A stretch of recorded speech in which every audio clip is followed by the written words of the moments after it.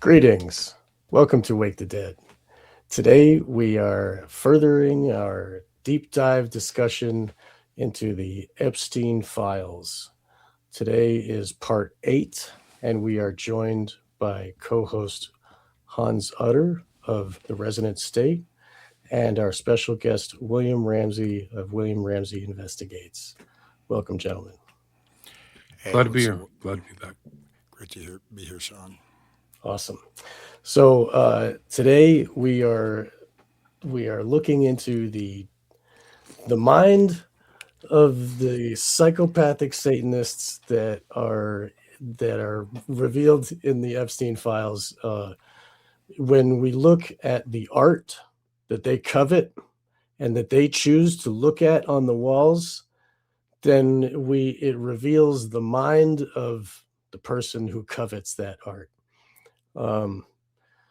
No one, not a normal person, is going to have a huge wall size painting of bashing babies' heads on stones. Like that's not normal people have that, and we saw years ago the not debunked conspiracy in quotes that was Pizzagate, and we were introduced to Marina Abramovich in 2016. It was 10 years ago now. It's a long time that we've known about this, and William just released a show about the code words found in the Epstein files are same ones that we found in Pizzagate, and it is one continuous thread of disgusting debauchery and the worst humans that we can imagine. So today we're looking at the art, and hopefully it's not going to be as bad as Sallow, but it's probably going to be pretty bad. So get ready, everybody. Hans, do you want to add to that? I just want to thank Sean for helping me quit cigarettes. My friend is doing this guy named the Cigarette Whisperer. So he's supposed to 4 days you listen to it, you'll never smoke again. I was on the phone just before the show talking to Sean. I ended up getting Earth Day special menthol American Spirits. I hate menthol cigarettes, dude. Like at Earth Day, of course, Ira Ironhorn. That's what you get. I know, man. It's like this is like the worst possible cigarette, but the unicorn killer, right?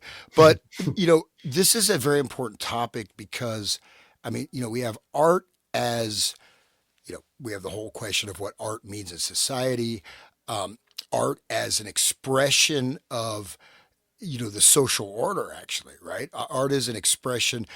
Actually, well, if you don't mind, can you bring up that little thing? I'll just run through that real quick. Just Sure. Which one is it? Which It's thing, the this is response. two. Oh, yeah, there you go. Yeah. Sorry. So, Okay. yeah. So, we go back, we look at art, right? So ancient Egypt, right? So it's very, important, in terms of art as also being art having an occult power, right? So in a sense, and this is, transition to the afterlife, of course, invocation protection. Again, art has an actual impact, right? So there's symbolic structure, but it also has a type of archetypal activation, um, and and potentially, as a transformation of the viewer. You can go to the next one.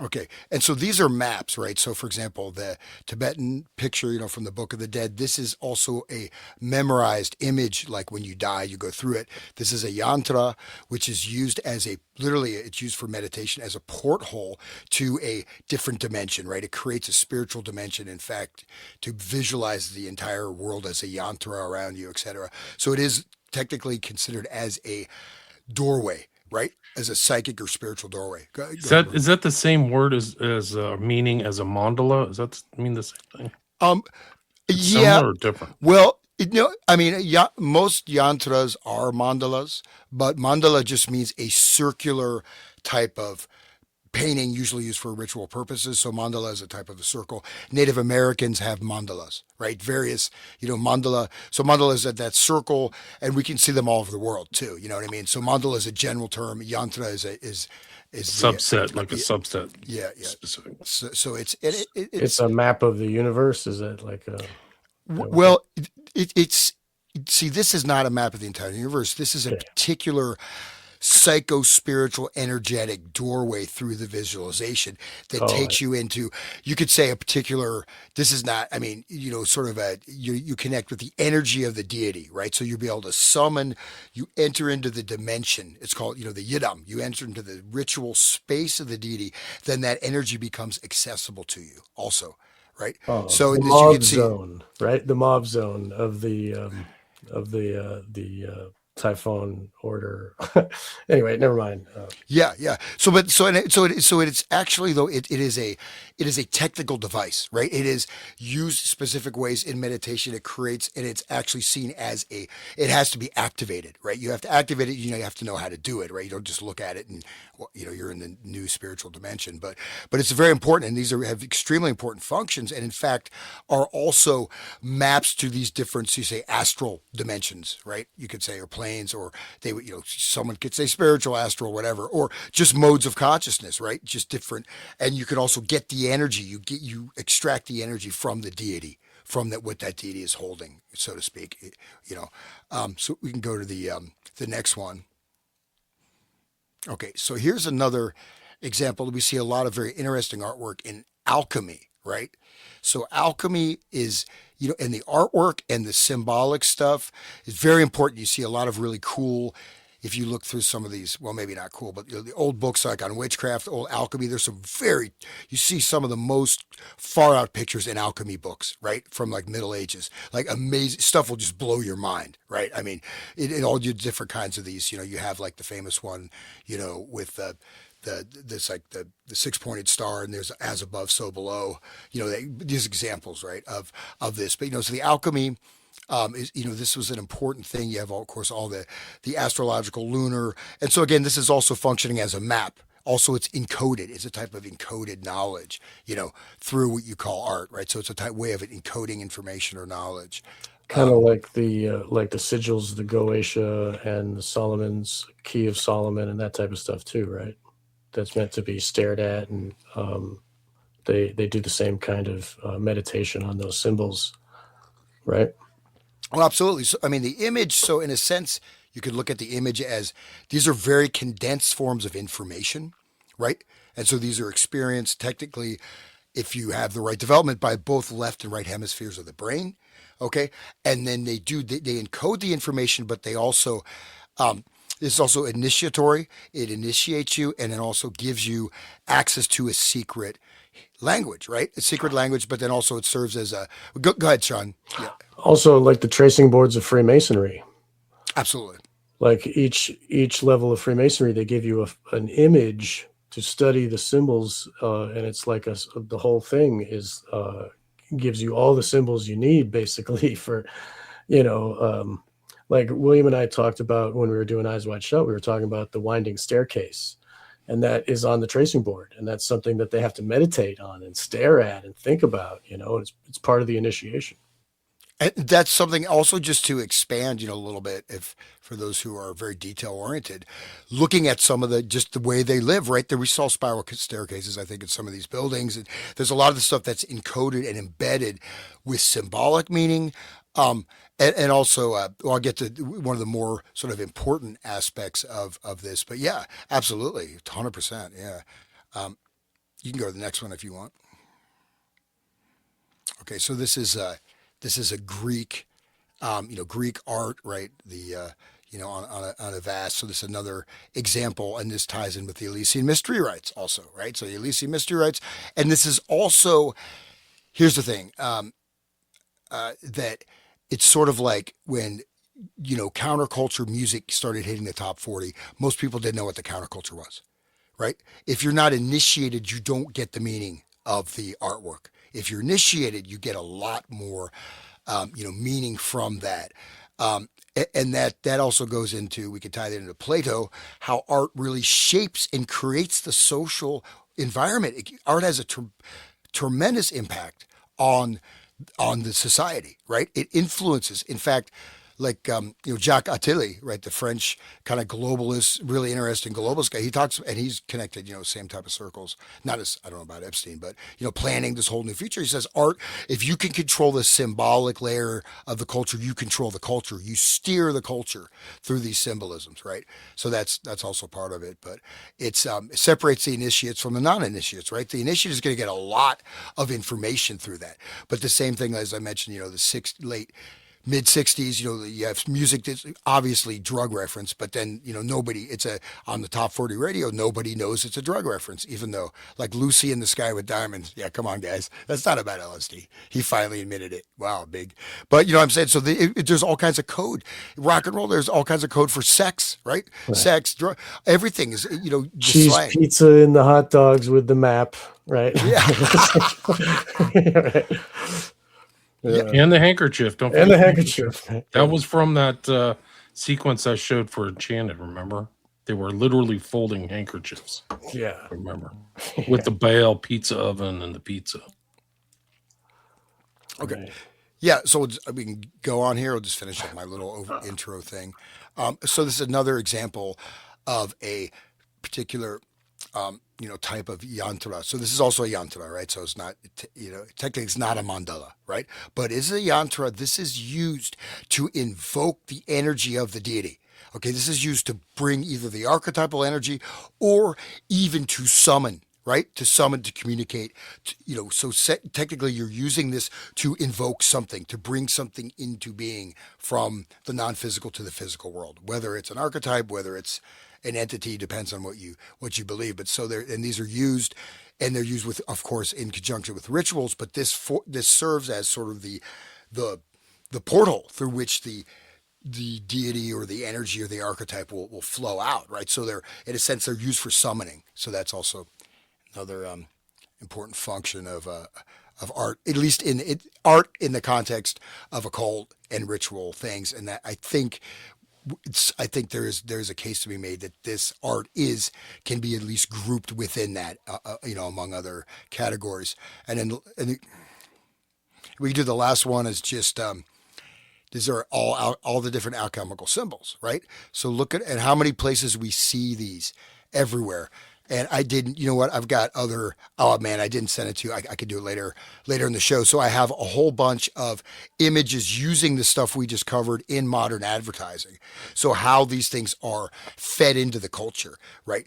And they also, considering they're believed to like a sigil is believed to have an impact, right? Whether or not it's a sigil or not, it's believed to have an impact, as well as, maybe being a message for insiders, etc. So cool. Okay. That's my little, intro thing. So. Great. And one of the interesting things when Sean was doing his intro is that I was doing a lot of research today, just kind of following up. I could probably do 6 hours on this topic. I'm not kidding. But I came across an article. I never read art mags or anything like that. But this article is literally from 2 days ago. And it's about a guy named, forgot what the writer, Sophia Earlstrom, but the title is Meet the Psychologist Who Reads People Through the Art They Live With. And that's what I think we're going to do, at least tonight, maybe in another episode as well. But it's interesting what Sean says about Abramovich. There's Abramovich on the book stand right there. That's her, like with her finger in her mouth. So he's got, this is this guy's house, right? So he's sitting next to Abramovich. He's kind of saying what he's about. I don't know if it's him but it's in the picture. Let me scroll down. Let me see if I can go through.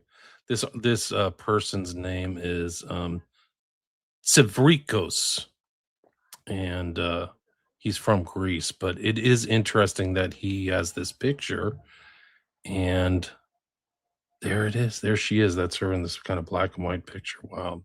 Anyway, small world. So anyway, I agree with everything you said, both of you guys. So this is like, why is he collecting this? Why I call deviant art? Or maybe a better word is transgressive, because I think all those people, like you have transgressive literature. We talked about Burroughs. Certainly the guy who wrote Fight Club's involved in transgressive literature, whose name I can't remember his last name. Palahniuk, yeah. Palahniuk, thank you. And there's these artists as well. These kind of visual artists, I think, are transgressive. So there's a lot of that Epstein was following. And the emails are a reflection of that. It's following over time.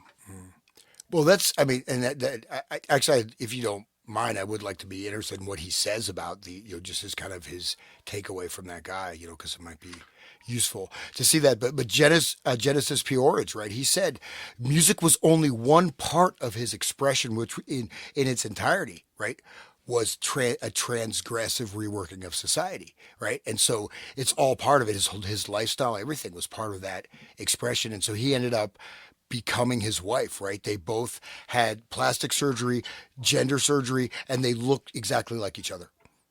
They looked exactly like each other. It was really creepy. And that ties into kind of Abramovich's view, where she says her like art, or her, what do they call it, performance art, is just an externalization of her life, right? So she's telling you that stuff happens outside of her, showings and things like that. So all this stuff, when she's networking with so many celebrities, much like Epstein, Yao of God, Jay-Z, like strange, like here's this guy who's in hip hop or rap or whatever, hanging out doing performance art with Marina Abramovich, um, Lady Gaga, and then there's those pictures of them at those parties, those kind of like weird parties with comedians. I think Will Ferrell was there.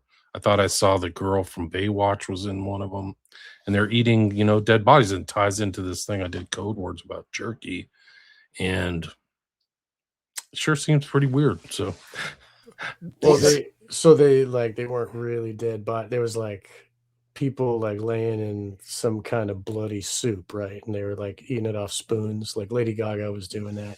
And you mentioned Lady Gaga also. Lady Gaga like went to Marina Abramovich's like art boot camp or some shit, and like did everything she was told, like stand out in the cold with no clothes on and like whatever, and she'd be there as like dedicated. Marina Abramovich, I heard a video talking about how dedicated Lady Gaga is to being a total slave of Marina Abramovich.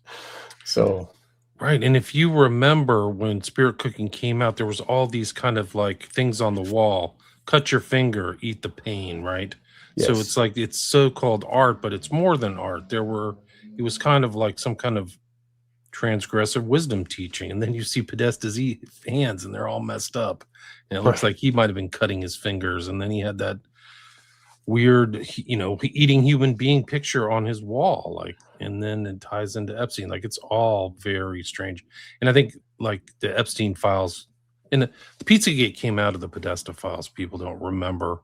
It was a huge issue in the 2016 campaign, and that was the WikiLeaks leaks. And then they went after Assange, obviously, and really bogus, trumped up charges that he was raping women. These were all consensual in my read.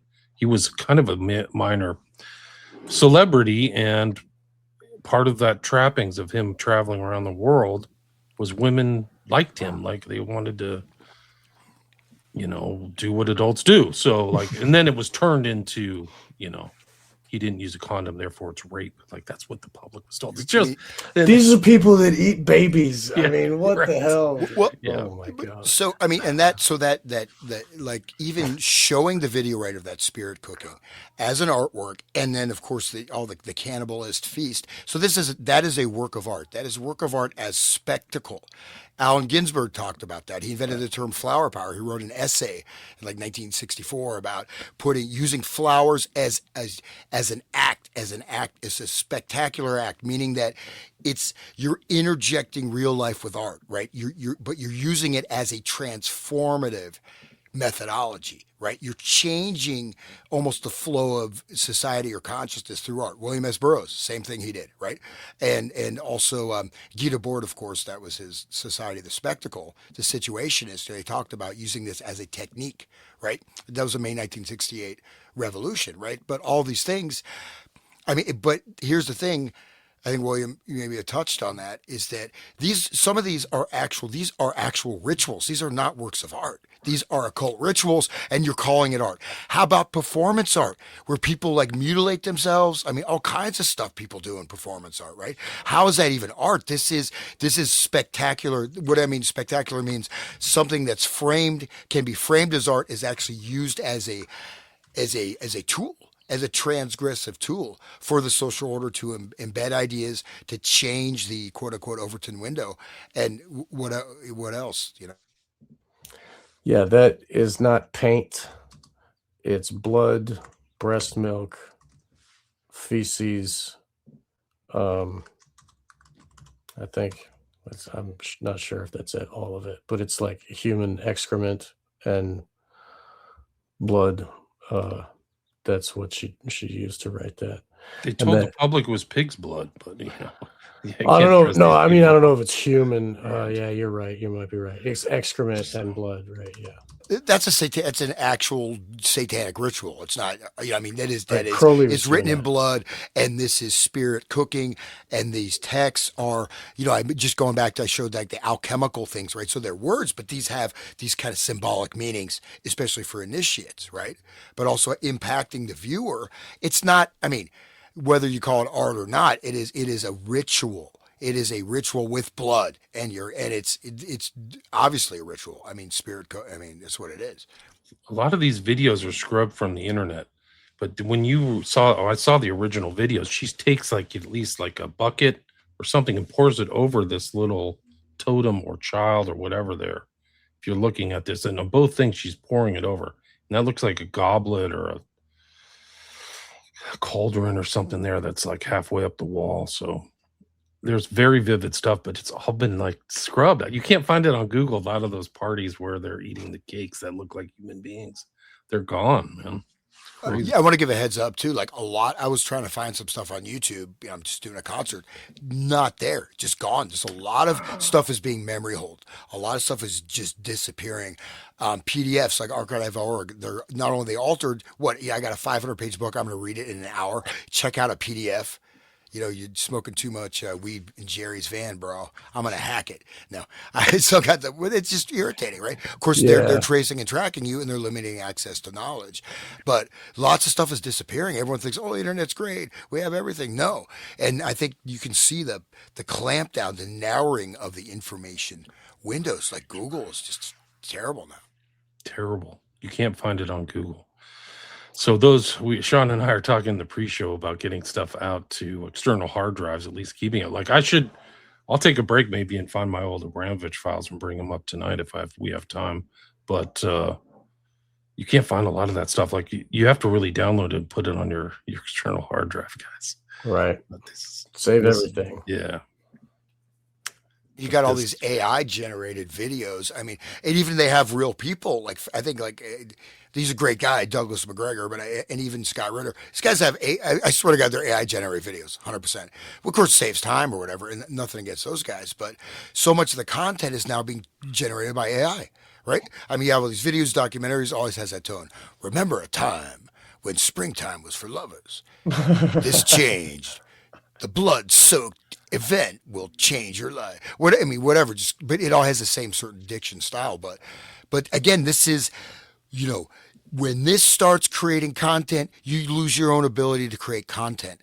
AI, in a sense, is feeding off of human beings in that, you know, people are losing their ability to think and even perceive things like this, and then they're very easily victimized.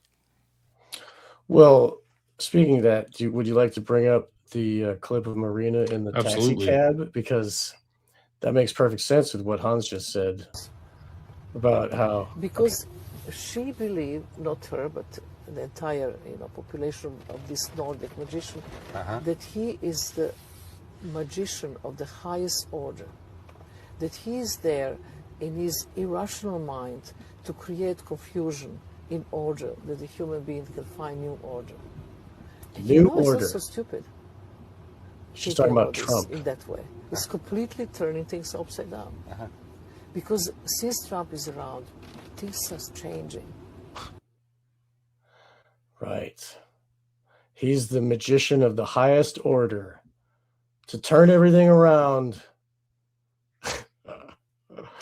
He was dressed as that magician. He's dressed as that magician in that kind of shawl, the red shawl. I'm trying to find that picture. Yeah, the red and white are the magician colors of the starfire and the semen or whatever. But still, like basically the Trump derangement syndrome is warping people's minds in the way that all of this is being done. Like, I mean, there is no longer, like, even the Tea Party was kind of a joke, but those people are now like MAGA and this whole, rope them in and drag them over here. And like, like it was such a mind control operation. And Trump is a magician of the highest order to be able to rope people in like that and make them believe the total opposite of what they used to believe. She's right. She's being honest about this new world order that they're bringing needs Trump to do the blackening, and like, with in order to build something up new, you got to burn away the old, and that's Trump's job. Yeah, I've got to post the show, but I was looking at various analyses, different things of the Iran war, which I should have put out earlier. But I had a pretty difficult time, but I'm still alive. That's good. But the thing is that this particular entity, like if you see his tweets and you see the weird stuff he does anomalously, now there's also another reading that some of the stuff is being done deliberately. I mean, these are very jarring things he's doing, right? Just jarring, just like what the hell's going on here? Oh, this one with the demon, man, I love it. Yeah, there you go. But I mean, is ball? Yeah. I mean, that is ball. That is ball right there, dude. I mean, and this is just one of many things, right, that he's doing. And why would you release that? I mean, this is in your face. So this is maybe saying, I talked about that type of symbolic communication for initiates. He could be giving a message to the global elite. Here's what I'm actually doing, guys. You know what I mean? It's quite possible. I mean, there's a lot of communication through symbolic language, not just to like programming, but from elites to elites, or put the message out in a wide scale. Oh, on the surface, it seems like I'm doing something really effed up. No, I'm actually doing it for this agenda. Oh, okay. This is cool. Right. So it's possible, right? The elites would know that. There's maybe no way to communicate that message directly, without a lot of fallback, but this allows those that know, or people that are embedded in positions of influence, to steer things in certain ways. There could be, so. This is from Richard Willett. So it's at WTA Rich. I'm actually interviewing tomorrow about his new book about elite quest for immortality. So it should be interesting. I think it's tomorrow at 11 a.m. Pacific, if anybody wants to listen to it live, but he pretty much caught this right away. He works with Iconic, but so he's doing the magician card, just like a Maria Abramovich. So here we have that's deep. That's really deep. I didn't even catch that. That is exactly what I started out saying, right? You see it right here, and this is also invoking the archetypal energy through the image, right? You can say they can be used to invoke, some would say an entity or whatever, or also just to. You could say archetype, right? Archetype of the hero during World War II, shown in movies. I want to be a hero, so that's an archetype, right? That's a collective thing that people can relate to. So archetypes, you know what I mean? Like gangster rap is a type of archetypal communication. It creates an archetype, connecting much deeper, than conscious mind for these things. So this is an archetypal communication, and here we have it directly with the Abramovich video. That's pretty compelling. Just like the first day of 2016 had on all the all the newspapers had the burning tower in Dubai, and that was a message between the elites to the elites that Trump is the one for 2016, 16th Trump card. It's so they do show these images, and now with like Twitter is a mind control device, and now he's got his own one, the truth thing. Like, I've never been over there, but like, it's probably why wouldn't you go over there? It's called The Truth. It's Pravda, baby. Right. I'm sure you're gonna get the truth. Yeah, you can listen to him do his deranged tweets all the time, man. Yeah, on Easter Day, he's like, "Oh, today's Bridge Day," and like, what the?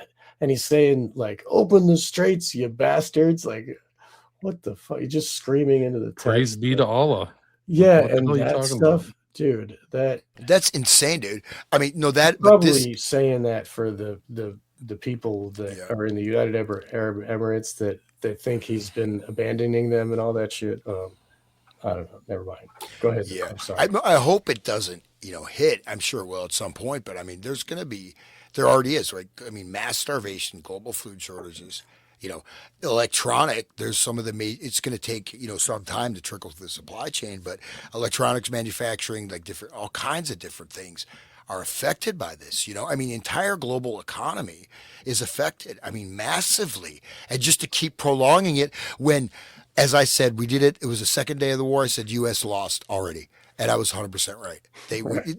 And so, But that was the intention. but right? yeah, you lost what? No, well, we won the destruction of friggin' America and America's image and all America's allies and America's economy and the petrodollar and millions of people around the world, especially in South Asia, are just they can't eat, man. There's a lot, and they're already having, like in Australia, they're having rationing, food rationing, fuel rationing. And so but anyways, that's sort of a tangent. I didn't see that on Fox News. Why didn't I hear about that? But did you buy your Trumpy Bear yet, William? No, but can we do Trumpy Bear on the outro? Yeah, we have to, man. That's great. I'll pull it up, and you guys can. Guys, we have something extra double special for you at the end of the show tonight. Which Stick is around to Trumpy the end. Bear. Tell your friends. I wish we were still recording when we did it because we were laughing so freaking hard. It is right. so funny. You guys had never seen it before. And, it was you're in for a treat. Your pure reaction was great. It was full on laughter. No, I was I was in a state of shock, but I have to say at the time, probably one of the funniest things I've ever seen in my life. I mean, it's stunning. It's like there's $1 for that. There's a real dollar there. $39.99. How about the Trump the song, free song for download? Oh man, I have it downloaded, guys. We can replay it, but we'll do it after the show. Well, at the end, yeah.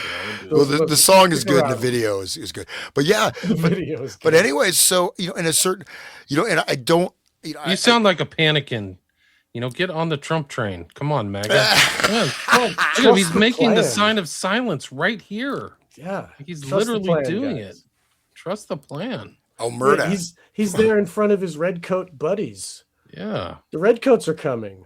Red and blue. Right. Oh, notice his head is in between the two pillars. Yeah, good point. Yeah, this is all. Yeah, he's on board, man.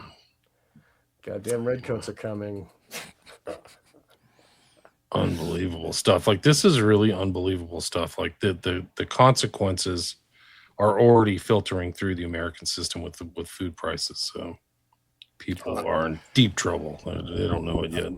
No, and it's like, I mean, this is not a joke. I mean, this is like, but it's completely retarded.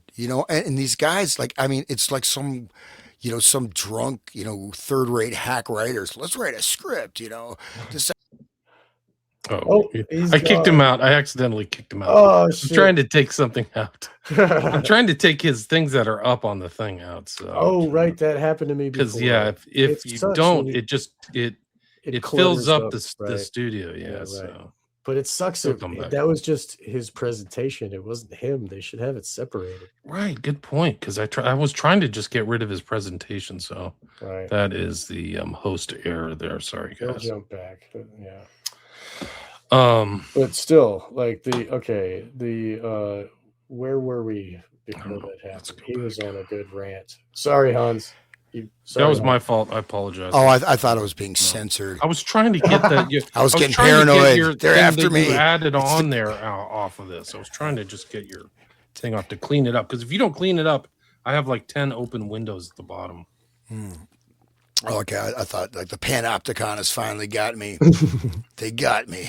The redcoats came and got you. Worse, they've been infiltrated. They infiltrated through me to you. That's far scarier. It's just because you're staring at Trump's face right now. It must have been like the influence of his face. Get that off of there. Yeah.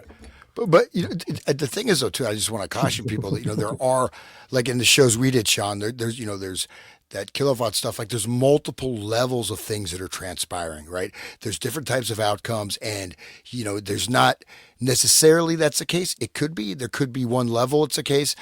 So these are, but this is art, man. Trump is an artist, dude. I mean, Zelensky playing the piano, man. Well, that's the whole tie together between Abramovich and the Ukraine situation Right, she was given like honorary She whatever. sure was. They made it. They made like an art piece, a permanent sculpture for her in Ukraine as they're just filling the graves of millions of people. Like you Oh, just It was couldn't like even believe. glowing crystals underground, right? Wasn't Yeah, that's right. Let me see if I can find that video. This is Richard Willett. People want to check this out. This is his new book, I Am Immortal, A Death Cult's Quest for Immortality. That'll be tomorrow at 11 a.m. But yeah, let me see if I can find that clip of what's her face. There's a recent article from someone pretty high up in the Russian military that says Zelensky is notorious pedophile and child trafficker, and he goes through 10 to 12, kids a day.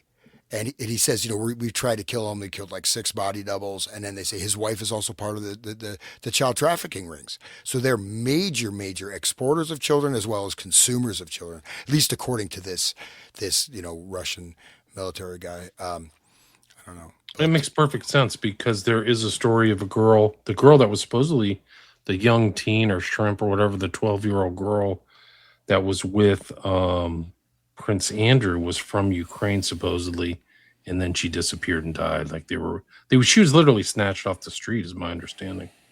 So not good stuff. So they live tax free. Wow, that's it's just like their thing. Where's the Abramovich connection to the where is that? To connect to Zelensky and the genocide in Ukraine is very important because she's probably like the spiritual underpinning and child trafficking stuff. This is from Dejanira. But I get these things from Spain too. Like I'm starting to see on my feed all day. The international kind of stuff on Epstein is really fascinating because it's not being covered in the U.S. Like Trump raping people and things like that are covered in the global media, but not the U.S. media. General Flynn, Ukraine is the center for child trafficking, money laundering, and biological laboratories because Victoria Nuland said it. General Flynn, yeah. Lots of biolabs, human experimentation stuff, and a lot of these stories that come up, they're scrubbed, But this stuff has come out, kind of piecemeal. That the Ukraine was like just a center for all this stuff, man. It's like the Wild West of, pedos or whatever. And don't forget the blood soaking the ground feeds their evil deeds. I mean, it is the human sacrifice. The war is. It's white. Well, I hate, not being a whatever, but I mean, it's Slavic genocide. It's white genocide. They're wiping out millions, entire stock, entire genetic. I mean, it's stealing them from the street. Yeah, I mean, but you can look same thing. Look at World War I, right? World War II. These are culling the populations. Who knows what world history would be like? Probably some of the best and bravest people were just sacrificed. And then you have the flu, right? This is from the vaccine. Anybody who didn't get vaccinated did not get the Spanish flu. It was from the injection. The Spanish flu that killed millions of people, millions and millions. So there you go. This depopulation stuff is, going on. It's a death cult of Satanists that are psychopaths, right? Yeah. This is episode 8 of us saying that. Yeah. Ties into all that stuff like white noise and all that stuff. It's all intentional to kill people off. They're happy to kill. They want to kill millions of people. That's what people cannot get about like the Baalists in Israel and stuff, is that they want to kill. One of the interesting things that happened out of Israel is after they're like bombing kids and stuff like that in Iran, they're like had this one guy, he was the former prime minister. He's like Naftali Bennett. He's like, yeah, we're going to get Turkey next. They're not done with Iran yet. They're going to go after these guys. They're just going to keep killing and slaughtering. It's not going to stop because that's what they believe. That's right. They're not going to stop till we make them stop. Like they're like, oh, nobody's stopping us. I guess we'll go for Turkey next. Like, And also, this is when you perform a lot of black magic and stuff like that. You have to do blood sacrifice. You have to transition to karma. A lot of stuff is for rituals, and because of the massive amount of stuff they're doing, is a almost insatiable appetite for blood. Because you lose the grip on these things. You got to keep offering blood up. If you go down that path, and that is let's kill more. And so they don't care, man. No, it's all black magic, blood, sacrifice stuff. They're happy. You don't even mention in the media, like there's 3 million dead people on that front. And then in Iran, it's going to be just like the global like consequences of American sanctions are in tens of millions, Cold War and all this stuff. And now it's just going to get bigger, and it'll probably never be featured on the hyper controlled American media. Will never, the public is under the most vicious mind war assault in human history. And this problem is that I have started having bodyguards because I had the opera Seven Deaths of Maria Callas. Look at how big she is. This guy Thoreau is a tall guy. I've seen him standing next to Savile. I don't know what this guy Thoreau, but he's interviewed face to face some freaking diabolical figures, man. Because there's the thing about Savile that people figured out Savile was bad news was Thoreau's interview with Savile, where he called his mom the lady and all this weird shit, and kept her like room open and stuff. And that's where it all started. The Duchess, good memory. Yeah. But look at how big she is. She's way bigger than him. She's at least she's crouching down too. She's like hunching over, like trying to look small. All in black. The physiognomy, man. She looks like a freaking witch. Well, no, and just real quick before you play this, there's various reports and stories and anecdotes that she is an extremely high level witch, like international level, whatever. And there's she's the highest. She was a born witch. In her biography, which I couldn't get through, was this horrible. But the first couple chapters, she's like, "Yeah, I'd be at home and I just spend time in the closet talking to entities." Like that's what she did from the very beginning. As you do. Yeah, I just sit in the closet. Like most people in the closet, I'm just gonna hang out with Baphomet and Baal. I'm gonna. That's how it all started. She was like talking with entities from the get go. Mommy, don't open the door. Lilith and I are having tea. She's probably Beelzebub and Baal. She's got freaking like skinning cats and stuff. I mean, she's my friends. I would not want to go on a date with her. But like the stuff, I wouldn't. Why would you think that? That's funny. She looks like she'll just step on you. Hans's mind is always like, protect my dick. Don't let her near me. Hans, here's a nice drink. Just have a sip. Yeah, right. I would not take a drink from her ever. Yeah, or have a piece of cake from her, actually. Even blue tea. Yeah, no way. But she looks like the archetypal witch, though, doesn't she? I mean, if you look at like the drawings of, she's like Snow White, the one when she like gets all like she does the potion and she gets all ugly and weird and like, oh, eat this apple, man. That's her right there. Fucking Disney had it, 100 years ago. She's huge. Look at her back, dude. She looks like a lineman. Like an NFL lineman. To them, and I lived there for 30 years. I had to be bodyguard every single day to go to theater and back because there was announcement, the alarm that there will be people in the weapons in the theater when I'm there. Because of the Alex Jones stuff? All of this, yeah. Then when I was leaving the last day of performance, there was enormous, beautiful made from fresh roses, the heart in the front of the theater. And I was thinking this was for me, finishing the work. And they said, no, this is a protest for the children you just eat. Honestly, it's not fun at all. And I am just horrified by this. But so it's not fun to eat children? I don't understand. Is that what she's saying? It's an honor for the children you just ate. And I was thinking this was for me, finishing the work. And they said, no, this is a protest for the children you just eat. Honestly, it's not fun. It's for the children. This is going to be a meme for me. That's a really good troll. That's a good troll move to like give her that. Dude, that's great. I dig those activists that are doing that kind of art. That's art too. When they're bringing it to her face and making her, showing her like, that's great. Does she? But I don't think she denies she eats children, right? As it goes on, she just like, it was in bad taste. Right. It hurt my feelings. Right. It's terrible that the slaves are getting so unruly. Yeah. Somebody control them. How dare they speak to me that way? I'm a stone cold witch. All my friends are the elites. Right. This will be my new icon for my for my Twitter feed or something. That is awesome, man. I love that expression, man. He's just like How does he get these like interviews with them? Like, his eyes are like bugging out. He's like, I better get out of here, man. She may sit on me. The babies you ate. Well, what's the next question? For people who don't know, this is like the connection between Abramovich and Epstein was this Edge Foundation, which Epstein was the #1 beneficiary of the Edge Foundation. He was the one who financed most of it. He was like over 50% of the funds that go. Their website is still up, and you can see every freaking elite person on earth. But there she is. The memoir is the one I was just talking about. It's called Walk Through Walls, which is a sacrilegious thing because I think, according to the Old Testament, Elijah, one of the prophets, could walk through walls.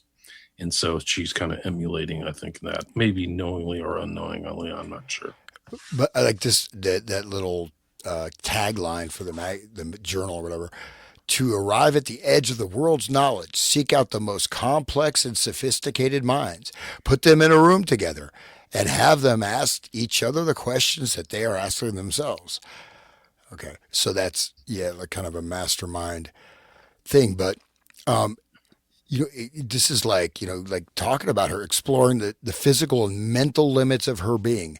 She has withstood pain, exhaustion, and danger in the quest for emotional and spiritual transformation. And then I don't know these other artists, but, and transitory objects for human and non-human use. Transitory. So look at this. Abramovich better work with performances, sound, photography, video, sculpture, and transitory objects for human and non-human use. So these transitory objects, this means they are a form of transaction. There's capitalized. That's what I said, as a portal, right? Transition, right. As in, and for human and non-human use. So she's implying that, okay, well, this is a non-human entity. It will come through this artwork. We'll use this to summon this through, because these are, the transitory object. There's some other meanings to that. With these actions, right? And we can give it. It's like a way of giving offering and also taking. That's, like you said, the exchange between. So Abramovich, she put herself through the Grok process. She did one piece of art where she spent hours, I forget how many hours, where she just stood there naked, and there's a table of all these implements of torture or pleasure, and she says anybody can do what they want with my body. And she had a loaded gun, she had and people at first but by the end they were really putting her through the ringer and I think they had to stop. I don't know if she went the whole time. But she willingly took the abuse, and that was part of the performance. And she also says that the difference between a ritual and an art performance is the intent. And so when I'm at a party, I'm doing a ritual, but when I'm at this over here, I'm doing it's the same actions, What is this that you have? This is from the Edge Foundation, where it was there. I just clicked on the first billionaire's dinner, and before we started the show, I was studying John Pagozzi, who is the original selfie guy who was friends with Epstein. He saw Epstein, publicly says he regrets meeting Epstein, but he was in the same circles. Art dealer, rich guy, heir to a fortune, and there he is with the founder of YouTube, Ann Wojcicki, who's met her maker, I suppose. But this is from 2015, so it's the original Paul Allen. That's the guy who started Microsoft. Paige Dillon. In the background of one of these is Epstein. I think they scrubbed it from the site, but he's here. But she's part of this foundation, so she's in this influence. I can't believe that they wouldn't know how dark she was. I feel my sense of, I don't know if there's actual proof, but I feel like she's been put in these things. No, I mean, they're followers of her, most likely she's calling the shots over even some of these billionaires, you know what I mean? Because she's very much connected with this high. This guy Pagozzi was in here. I'll bring up Stuart Pagozzi. Brand is there, unbelievable stuff, dude. The more you research, the crazier it gets. There's Bezos, co-founder of Google. Remember He's here. I'll bring this up right now. Like, I'll just show you. Hold on. Give me a second. there was that image of Abramovich with the Jacob Rothschild, in front of Satan summoning his minions, and they're all proud. Like, that's a piece of artwork, and they're like, that's filling the frame behind them. And who's their minions? Oh, these two guys. It's like, it's pretty interesting how they use the artwork to give their message. There's just so much here, dude. He is connected. Epstein was connected to so many people. I have no idea. This guy lied too. Pagotzi, and the researcher that I saw, he never brought up his association to Edge and like, this is just absolutely crazy stuff. Watch this. Well, I mean, look at you got Sergey Brin, you got Paul Allen, co-founder of Jeff Bezos. I mean, these are like, as Larry Page. I mean, these are like major. I mean, these are like movers and shakers of planet Earth. I mean, at least in terms of the, most of our technology and whatever. I mean, these are. Brin is in the files. I caught him. We did a live show on another show, and we caught him like with Epstein and one of his cohorts on the island. And it's not there. God, I cannot believe Pagotzi. What? Look at this. Watch this. So Pagotzi is in air. This is kind of the follow-on slides I had. That's the gate. We'll talk about that hopefully. But that's Serrano. There's Epstein. This is Coons. Let's see. And here's Pagotzi somewhere. There he is. John Pagotzi, the father of the celebrity selfie, turns on himself again. November 7th, 2025, fairly recent. So this is the guy that we see right here. It's literally right here. Let me see. He's hanging out with Paul Allen. That's number 2 at Microsoft. This is also Paul as an art collector. Having himself in pictures is why the father of the celebrity. So all these people he's in the pictures with are celebrities, right? It's really weird. It's meta how it's about him being in a picture, and we're watching pictures of him with Epstein. Like, it's really interesting how he liked totemic, like African art. I'm curious to see what kind of totem art it was. Like, because sometimes these are like ancient, African gods, like voodoo type stuff. But here's his pictures. Like, he's with Hunter S. Thompson, bro. And Andy Warhol. And I mentioned Lady Gaga's connection to Abramovich. He's just he's hanging out with all these people. Oh, he had that Masonic finger sign thing in that last picture, with the pinky. Where is it? Right there. Oh, okay. You see that? Yeah. Or some kind of whatever. These are just things that got up. I mean, he's been in like for 40 years taking pictures of all these celebrities. Schwarzenegger. Blanks. Is that Epstein? John Belushi. Where? I don't know. Maybe Belushi. On the right, second row down. Who is that? That's Mel Brooks. Mel Brooks? What? Yeah. It looks like Epstein. It's funny. I love Mel Brooks. I'm sorry, Mel Brooks. But this guy's everywhere, and I didn't know he was at the Edge Foundation. When I saw that picture, I gasped. Here he is with Paris Hilton, Catherine Deneuve, and he's in the Epstein Black Book. 3 numbers, bunch of numbers. And there's his new book that came out recently. So when he's getting selfies with these people, it's probably like what Hans was saying before. It's a signifying. It's a message from one set of elites to other set of elites. Look at these people are in the club, right?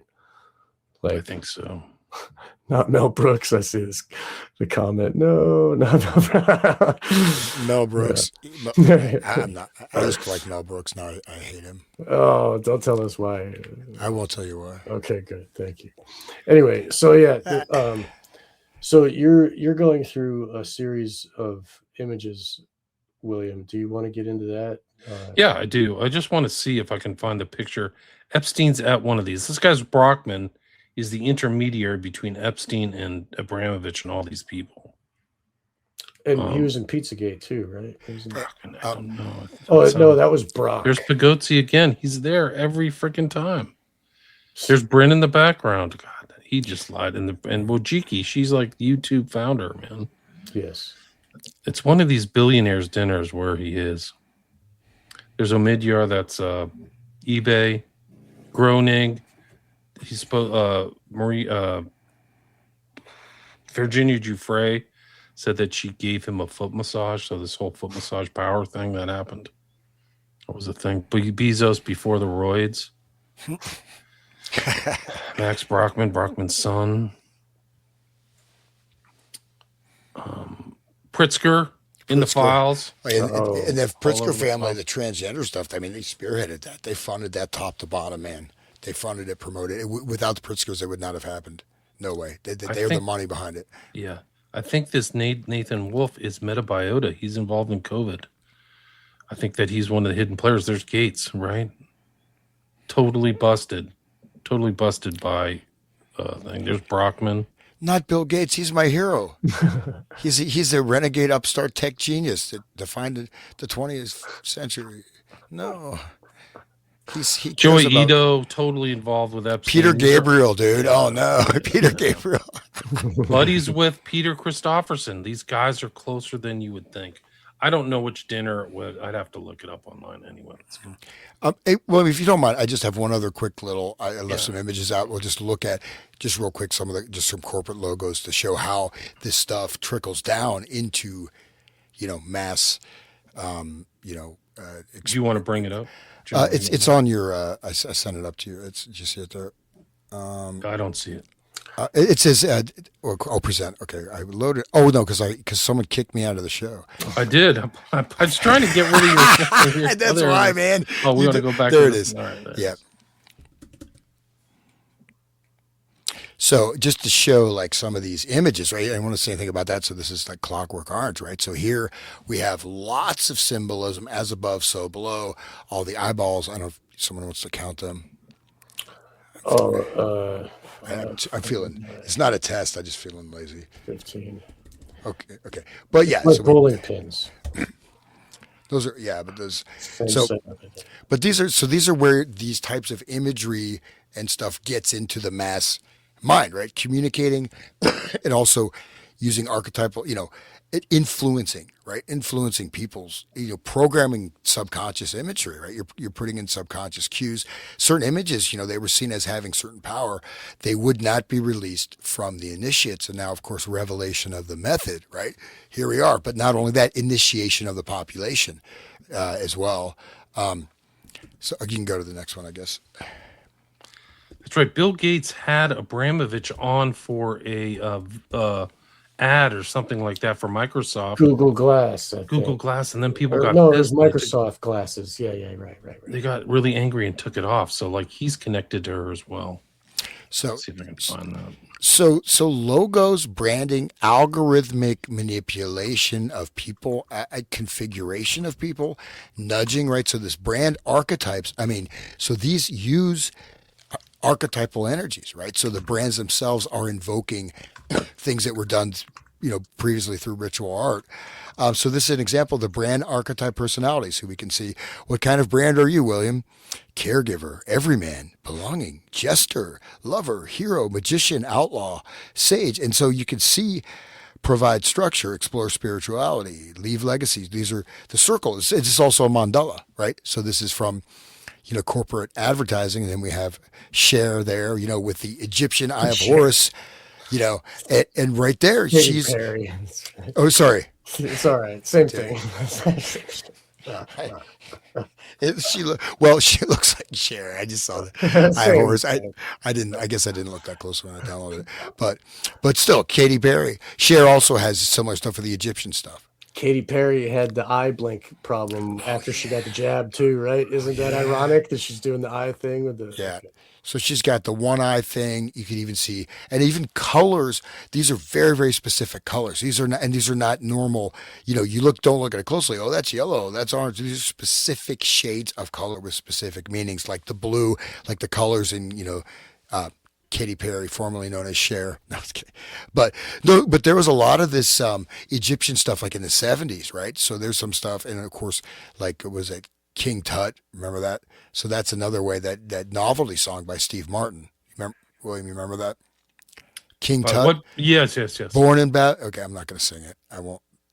degrade myself to that extent, but I mean, I can't, just not a good singer, but the song King Tut, Funky Tut, so King Tut, but he has all the Egyptian iconography, Walk Like an Egyptian. Remember that song? Right. So, Of course. and these are ways of inputting things, right, into the cultural stream, and also connecting these interconnected elites. And you can communicate, vast amounts of information to those who are in the know without any direct communication whatsoever, right, through the media. So we can hit the next one. So these are basically corporate logos that a lot of times have sigils embedded within them, right? So there's lots of sigil magic within corporate logos. Maybe you'd want to say something about that, Sean. I don't know if you. I think people should look at Freeman Fly's work from 20 years ago. Maybe he was talking about how a lot of the corporate symbols have Freemasonic imagery. And he went through like a bunch of them, and so people should look at his work. But yeah, I agree. Like a lot of these, and we see that in everything, like because these are archetypal mind control. It's a way of, and even like the names, like Pepsi, like Pep is the the snake god, the evil snake of the Egyptians, and then Coke is like, there is another word for dick, for like these are Egyptian things. It's really interesting. It's not interesting. It's just weird how they take those energies and they recycle them into something that we don't really know. Our conscious mind does not know it, but our subconscious does. And the Freemasons use those symbols as well. So you'll see a lot of that too. It's a language set. It's like another language. Oh, absolutely. And so, one thing, there was a couple, I forget, I saw years ago, they talked about sigil stuff, but like a lot of times in the news show, I haven't watched like Fox News, CNN for a long time, but they have all that, like Alex Jones has it, some of the super pro, you have this kind of ticker tape with these like weird images, stuff just bubbling up, right? There's all kinds of stuff embedded in that, right? So these, they had gone through and freeze framed it. And if you look at, what I'm talking about, right? So you have all these, it just looks like bubbles or background stuff or this or that. And there's tons of stuff embedded in that, right? They would go through every couple seconds and pause. Here's this, here's that. So it is a type of symbolic imprinting, right? So you're connected with brand, desire, personal identity, right? Your personal identify. I go to Starbucks, I'm going to have my I eat at Whole Foods. I'm going to get their, their organic fish that's like farmed in like toxic sludge in Thailand and pay like quadruple the price. But so you're creating like a dreamlike state where people are having constantly bombarded with these images and influences, which are very powerful, right? Normally, in past human cultures, the use of these types of things were very selected, right? Maybe more potent, right? We started, I think pre-show we mentioned Hieronymus Bosch, right? But that's, but we look at, religious iconography, this, that, there were things, but, we are bombarded, but these they're imprinting, right? They're imprinting these in the subconscious. And if you believe that these symbols activate certain things, or they anchor certain things, and they function as sort of a matrix, right? This dream state. People are in a dream state, and they're being influenced by all this stuff in their subconscious mind. They have no idea at all. So primarily they're completely subconscious. And the thing is that when you recognize certain things, like if you stop drinking and you go to a bar, you're like, what I mean? So I don't know if you had that experience, or you're just around a lot of people who are drunk. You're like, man, this is really, what I mean? You just walk in a bar, you're like, this has a bad vibe, man, or whatever. Maybe not, but you know what I mean? So you're around certain things. The same thing if you extract yourself from the media, right? So, because I lived in India, like in my early 20s for like 5 years. I came back, I was like, whoa, I could see all this stuff all around me. Right now, India is probably the same, right, as the U.S. But I mean, these things are impacting us. They're everywhere, and they're all manipulations. They're all deliberate maybe not everything, but a lot of the stuff is deliberate programming, and they fit into an entire systematic context. So I just two more of these and then move on. So the next one is next slide. So that's this example of painting, basically, revelation of the method, right? So this is exactly, this is, showing you what is actually happening, right? So they're top of the head is empty. This is all coming in. They are identified completely with the image. They are, in a sense, they're inducted into the dream state. They live in the dream state through the media. They're not aware. People are not aware they're in a dream state, right? And this was research done in the 60s, 70s, talking about it induces an alpha state. You see the external world as a dream state. That television imprints your consciousness for 2 weeks after watching it. I did this study a couple number of hours.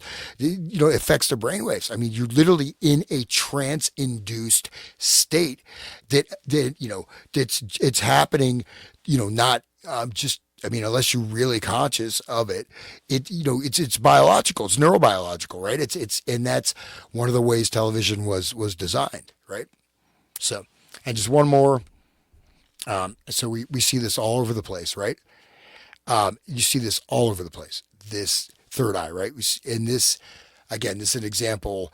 And we can find this. You probably think of 1,000 examples, right, where this shows up. So, okay, that's it for that. But just saying, these elites behind the scenes, they're conveying a lot of stuff, and the people in that thing you just showed us, right, William? That all these billionaires, these are the people that they're running the whole, a lot of the world, right, in terms of production, consumption, everything. Everything you're saying, they're doing through the technate. They're all there. It's like all of them: Musk, Bezos, Microsoft, Gates. It's really incredible. They're like the who's who of the Trump administration, and they're actually taking power. They're instituting all this kind of stuff, this Luciferian AI Palantir crap. So they were all there. They're all around Abramovich. They're around Epstein. That's why they don't talk about Epstein, because it's like she's too important. The total information awareness patch features the all-seeing eye looking at the globe, and that was before Palantir. It was total information awareness, and it featured that image. But yeah, that's a positive image too. It's not all negative. Well, yeah, it shows this eye in a pyramid beaming over the entire Earth, controlling the entire planet. It's positive, I guess. Yeah, Well, no, just the eye itself is like it represents an awakened consciousness. Like 3 aspects of consciousness is thought, emotions, and action. And when all those are engaged and working, then it's an awakened person. It's also like the 2 halves of the brain working together so that you can engage the third eye. There's a lot of good ideas, but it could be used for good or bad. They can take a good symbol and make it bad too. Like it doesn't. Sean, I didn't know you're a member of the Illuminati, bro. I'm going to have to rethink our friendship. Yeah. He's an Illuminati. He came out. We're going to post this clip. Sean, the guy in the pyramid, one eye, Mr. One Eye. Yeah, there you go. But if you look at the dollar bill, right? So the meaning there is what? This is capstone. This is the illuminated ones. I'm just teasing you, Sean. I get it. No, Mark Passio did a thing talking about how it's like he or it favors our work. And what is the work? Are they building up the pyramid to block out the light of the creator? Or are they tearing down the bricks to expose the light of the creator to let that light shine? You know what I mean? It could be seen as 2 ways. The pyramid could be almost built, or it could be being deconstructed. So anyway, there's good ways of looking at everything. You know what I mean? Even like I worry about putting the number 93 on my email because I don't want people to think I'm a Thelemite. But the idea of will being aligned with love is good stuff. That's like a good idea, but Crowley was a psycho. You know, I mean, they take it and they can do what they will with it, and they change it around. So like the symbols, I just had to say that the symbol itself isn't necessarily bad. It's just that people but it represents the higher order that's beyond, like the creator in the next dimension above, who like cuts a slit and is looking down into our world. You know what I mean? So if they want to make themselves God, they're going to take that symbol and wear it on themselves. And look, I have the eye and I'm the one looking down. You know what I'm saying? So it's just, they take the symbol and use it for the power that it has, you know? Yeah, it's just, I may agree with you. If I was a member of the Illuminati, Sean, like you, I may agree with you. No, but no, the eye in the You're pyramid. drinking that blue tea, we'll see by the end. Things do. If you drink too much of it, everything starts looking blue. It's pretty weird. Right. I think it's a mild hallucinogen. It's connected with Datura or something. Nice. There you go. But it's good for the brain, supposedly. Everything is not looking blue yet. Maybe soon. But no, the eye in the pyramid, okay, that's a positive meaning. But in the case you look at Jeremy Bentham, right? The panopticon, right? That's the single eye. That's the absolute control. And in the in the use of the elites, it's that they will become Adam Kadam, the newly arisen man as God, right? And this is like, Chabad or whatever, God is what? Ein Sof, insentient chaos, right? This insentient mass like Yog Sothoth and H.P. Lovecraft, or whatever. And they have to become God to rule the world. And so, but I'm not saying it doesn't have potentially have a, it has that meaning, but if you look at its utilization and its programming, Totally. so the symbol is being programmed in a certain way, but it doesn't mean it's bad. Yeah, I agree with you completely. You're right. And what you're saying is valid. It's all like, I'm not saying what you're saying is wrong, but yeah, like, I definitely want to make sure that we get some things in before the end. So like, do we want to talk about Pizzagate? Because we did connect it. It is connected. If you like. I mean, Gerald, you're going to have to wait to the end for Trumpy Bear. I'm sorry, but it'll be worth the wait. I promise you. Trumpy Bear. Okay, but well, I mean, I just wanted to bring up that the art was like the Instagram it's showing images to people that they don't wish to have. It just shows up in their feed, and Instagram was like it's a way of, like, there were a lot of Satanists that were involved with that stuff that had some really devious Instagram art. Like, people should check out Memory Hold. He's a researcher. He goes deep into those. I tried to have him on once. I talked to him a couple times on the email, but we never. But he's been on my show twice. So fantastic. That he will, like, people should check out his stuff. And he went deep into the Instagram. But the way the Instagram works is like, you just scroll through and you subscribe to people, and they post stuff that's this ephemeral thing that comes through. And it, like, at a certain time, everybody gets this image on their phone as they're, in the trance, sucked into the phone. And so they're using these type of images as like a bombarding people's heads, and there were images of like little kids tied down with tape, like a image of a baby in a stroller. It's like a fake baby. But it's like got a for sale sign on it, and these type of things, like some dude writhing around on the floor, dripping in blood. Like, the guy's name in French means pedophile, the Alephantis, like, the image that he used is the catamite slave of some pedophile Roman Antinous. Yeah, right. So, like, I mean, Hadrian was the ideal gay lover for Hadrian, who drowned and then Antinous, at the perfection of his beauty, died drowning in the Nile. Does it sound familiar to anything else? Mm-hmm. Smiley face killers. Yes, exactly. And they choose young, fit males, right? They don't choose fat ones or ugly ones. There's nobody fat or ugly. I mean, it depends, but they're like all athletic types. Like, I think they fit within the gay ideal. They're a little skinnier, so they're not like overly big, like linemen or whatever. A lot of swimmers too, which is weird. So it's like the swimming phenotype or whatever. What do you call genotype? Or I don't know what the term is, but the guy who did the original stuff, Gilbertson, like these guys are on this kind of like almost off the mean curve of body types. They're in some kind of thing that's off to the side. It's very strange. But yeah, Hadrian, Antinous, and then Antinous drowns. There's actually, if you go through the gay literature, which I don't recommend, but there are like books. The reason I know this is because I was like, who's this guy? But there's like books about Antinous. Like it's some type of thing in the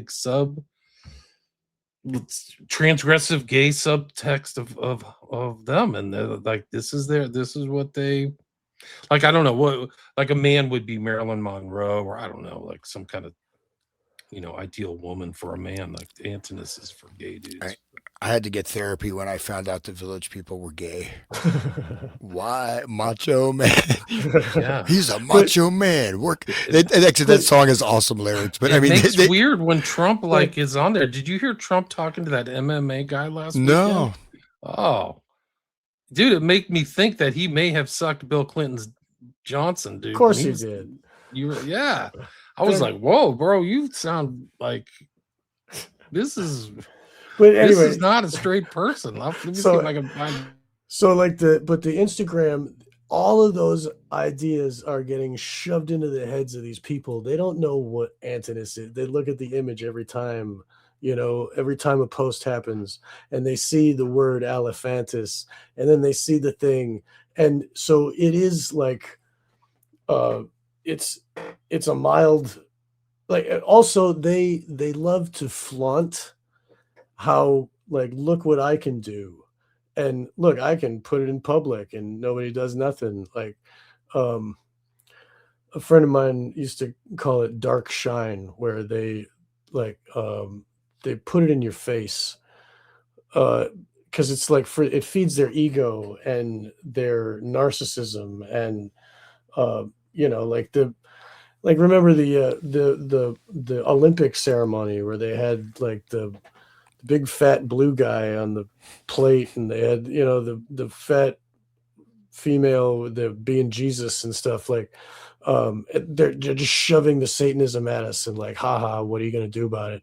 I think that's what that Pizzagate was, and people finally realized, oh, that's what it is.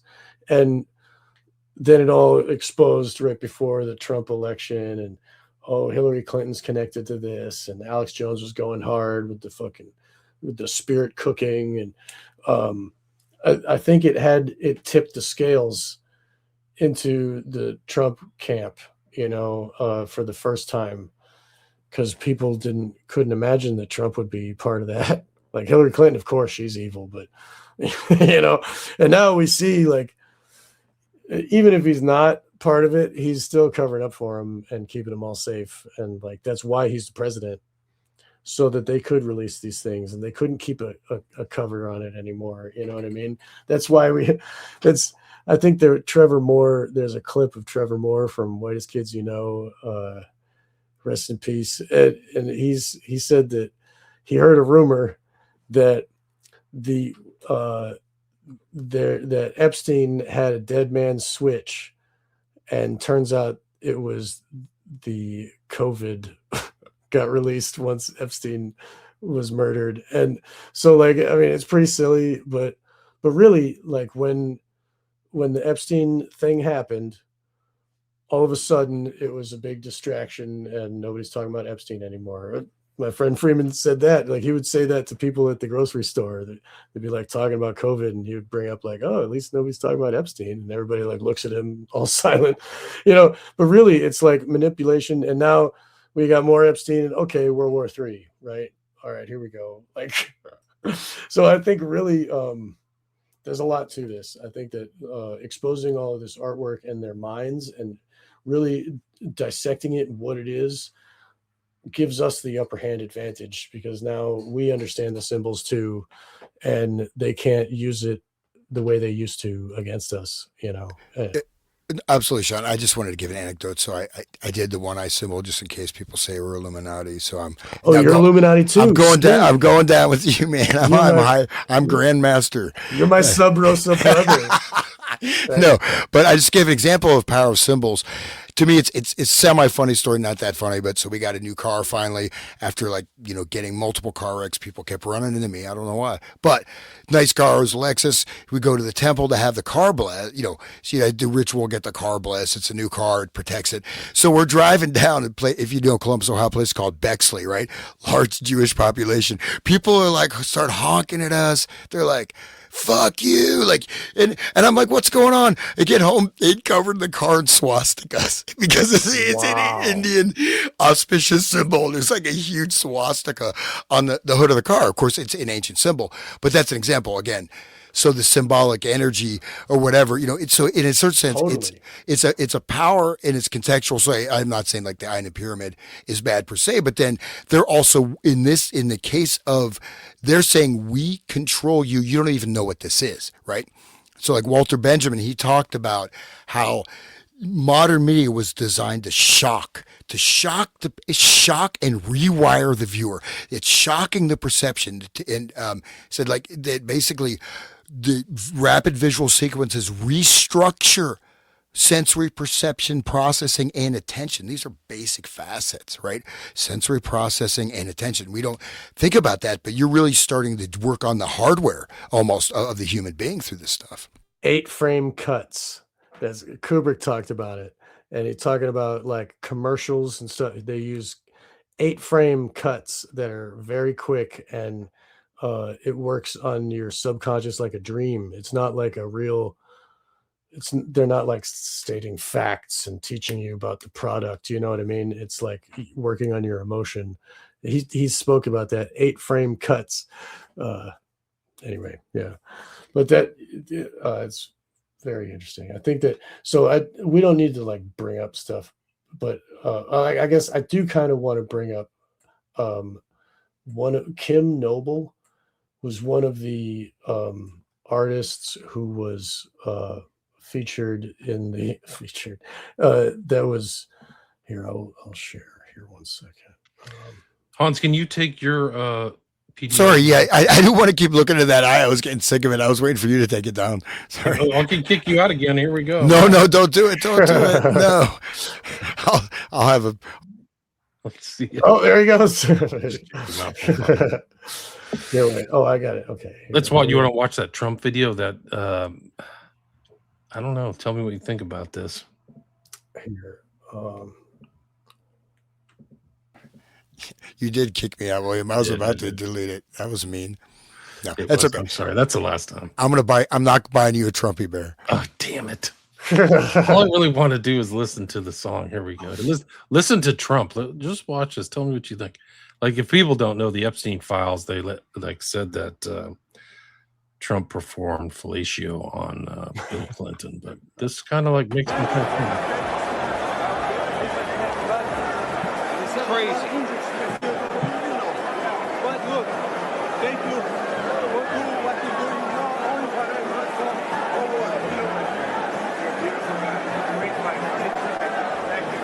yes. Put me the model here when they stop the fight. I'll give you a money. You look so good. You're too good looking to be a fighter. You are some fighter. Thank you, man. Thank you, sir. Thank you. Congratulations. 16-0, man. Yeah, you heard it there from Dana. Congratulations, Trump wants to bang you. You're a beautiful guy. Costa was 5-0 in the UFC when he challenged for the middleweight title. But also to hit him to the point that he just falls down. He keeps wanting to touch him, and he's like, "You're too good looking," but he squares up with him. True this is love. Body language. He's not giving him the side angle. He's really one of his targets. He's targeting a 14-year-old, 15-year-old model. It's kind of he's treating this guy like that. Reminds me of a Beatles song, I Want to Hold Your Hand. I wanna. Like, he's like the way he's holding hands. Like it's a little bit long, you know. Just I look mean, at the it's, body language. Yeah, just look at the body language. Smile, looking into his eyes, not stepping away, extra touch. Keeps touching him. he touched his thigh. You see that? He reached over there. He's like, yeah, he did. Sorry, Trump. Looks down at his body or something. Like, watch this, man. Look at this. Watch Watch his eyes. You're too good looking. Watch his eyes. Watch Trump's eyes. Keep watching. See it? He gets that extra look in while he's not looking at him. See that? I don't think that's me, man. There's something going on there. I hope Iran makes a Lego video about it. They should. They're usually on point, man. They're putting stuff out like right away. Yeah. They're fighting the info war. There's no question. So this is an image from Kim Noble, and she was Tony Podesta had her artwork. Tony Podesta is brother of John Podesta that we know from the Podesta files. And there we written backwards on the wall, it says help. Pratt was here, die, daisy chain next day. And there's these small children forced to perform fellatio on this monstrous purple man in a chair. And there's figures, it's as if the two children's souls are floating up in the sky, because it's like they're dissociated. Okay. Kim Noble was a victim of SRA type abuse. There's another one. So here's another one. We see the Joker face on one of the victims. And look at the blackness that they're in. I mean, these images have a lot of power to them. And there's another one, the same, on a chair with the dude smiling. Okay, there we go. We see three small girls, I guess, in a triangle in the center of the floor. And we also see floating, their spirits floating above. And we see three men with whips or something in their hands around them. This one is really bad. It's a gang rape of a child. Okay, this one, an adult is electrocuting someone who's tied to the wall. This one, a girl is chained to the wall and her spirit is floating again. Help. Free me, please. It says backwards. Children in cages. And the tall adults are carrying like electrocution devices, I'm guessing. It looks like a bolt of lightning or something coming off. Cattle prod. Cattle prod, right, yes. There again, you see a victim whose soul is floating up above the body. It shows the dissociation and the so that I just want to share those. And also before, like Maria Farmer too, she was a victim of Epstein's network, and she did this painting. This is three of them, but she did here. This one above has Les Wexner as the head of the snake, and it's got the faces of many of abusers. Bill Clinton on the TV. These are close-ups of. We see Trump right there with his hair in front of his temple with 666 on the door, hand tower. Trump is on top of a mushroom with the Amanita muscaria. And we see the spaceship on an obelisk that crushed the Wicked Witch, or the crushed the witch that had the ruby slippers. um, there's a lot going on in this painting. People should check it out. So, It's the modern version of a Hieronymus Bosch triptych. yeah, It it's really like is. if you want to know about the Epstein files, you could look at this, or you could read the files. It's really very deep, and She would know. She was an early victim, right? Even before 2000, if I remember. Well, and in she the was, 90s. I mean, right here, I think I mentioned I had worked one time on the Wexner estate, and that's where she was held captive. She was a right, prisoner. They imprisoned her. And I think she had to call her dad for help, if I remember. Like he had to drive from Florida or something. There was like something really dark. Yeah. I think she's suing the FBI for not listening to her. huh. I think Yeah, to this day in 2025 or 2026, I believe so. I think she's doing it anonymously, but I'm not positive. she got brain cancer too, which is very sad. I think probably just from I mean, it basically just wrecked her, psychologically and emotionally. They went after people, and she has a sister too, right? What's her sister's name? I forgot. I don't know. Her sister was one of the abused too. Yeah, there's a picture of her and her sister together.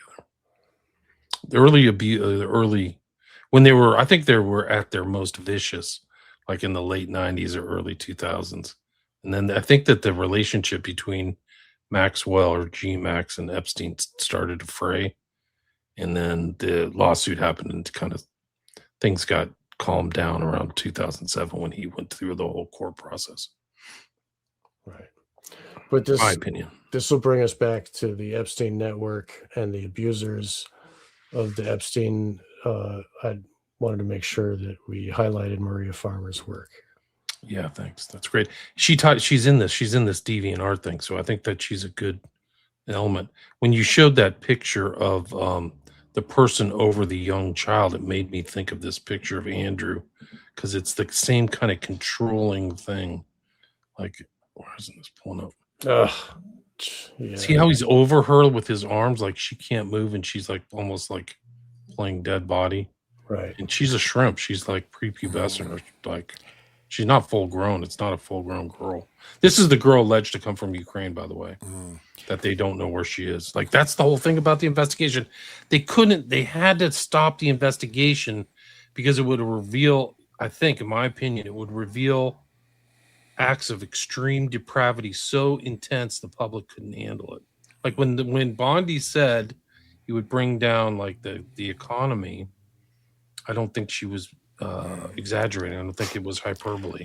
Bring it down. No, absolutely. But I mean, look at this guy's expression. I mean, this guy looks like, almost like a living demon or like demon possessed. And he looks, I mean, his eyes, his expression is like, I'm going to kill and eat this person. I mean, that's really scary.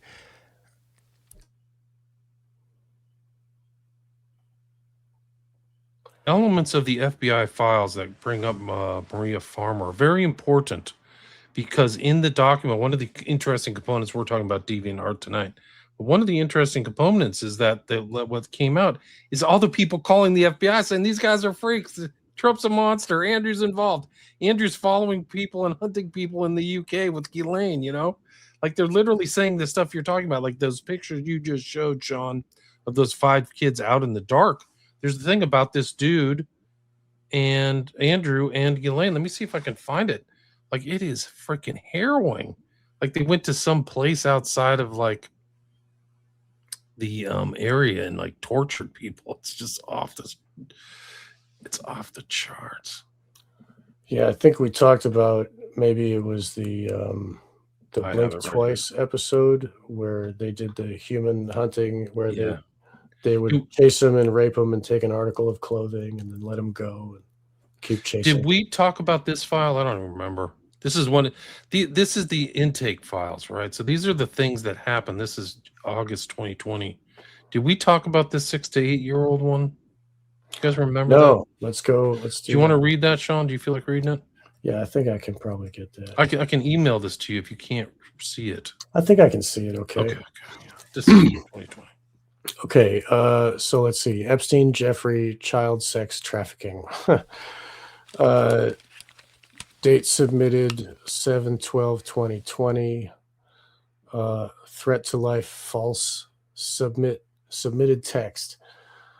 When I was 6 to 8 years old and living redacted, in Surrey, UK. I was drugged at night and driven by my father, blank, to pedophile ring parties. The main house I was taken to is located behind Thorpe Green at the end of a private road. Hurst Farm Livery Stables is next door. In the driveway of this house, I was hit by a dark blue car with a personalized license plate ending in redacted, driven by Prince Andrew. I was not taken to hospital, but I suffered permanent injuries to my ribs, hip, and leg on my right side. The car's hood figurine broke off in my hand on impact, and I later buried it near my home, so it could still be recoverable as evidence. After I was hit by the car, I woke up to Prince Andrew doing something redacted in the house. I was also redacted. You don't know. I have medical records of the resulting infection. I once ran away from the house naked and made it to the Irish traveler community down the road. GPS number, given the exact place. I remember seeing and speaking to a man. Sorry to interrupt, Sean, but for people who don't know, Irish travelers are synonymous with gypsies. So they're kind of like the term that's used in the UK for gypsy communities. They're very itinerant and, there was a movie, I think. Yeah, Yeah. I was trying to say something nice, but there was a movie with Brad Pitt about the gypsies. I can't remember where. Yeah, you like Dags? Yeah, something. Yeah, I something, remember that one. That was he spoke in a real distinctive accent. I can't remember the name of it, but anyway, sorry to interrupt. It was Lock, Stock, and Two Smoking Barrels, or was it? I think it's the same director. Yeah, same director. Oh, Snatch. I think that's the one. Yes, good memory. Anyway, so I have medical records of the resulting infection that Andrew gave her. I once ran away from the house naked and made it to the Irish traveler community down the road. I remember seeing and speaking to a man, so I think that there may be Irish travelers living in the area who could corroborate what goes on there. I was also taken to another house that I later recognized as Frogmore Cottage when its refurbishment was in the news in 2018. There I was restrained on a table and tortured with electrical shocks by Ghislaine Maxwell and surrounded by watching men. I remember seeing Prince Andrew's face, redacted.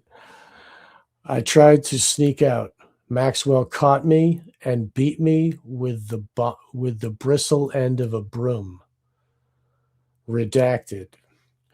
She also threatened me, saying that I deserved to die, and hit me in the face with the broom, breaking my nose.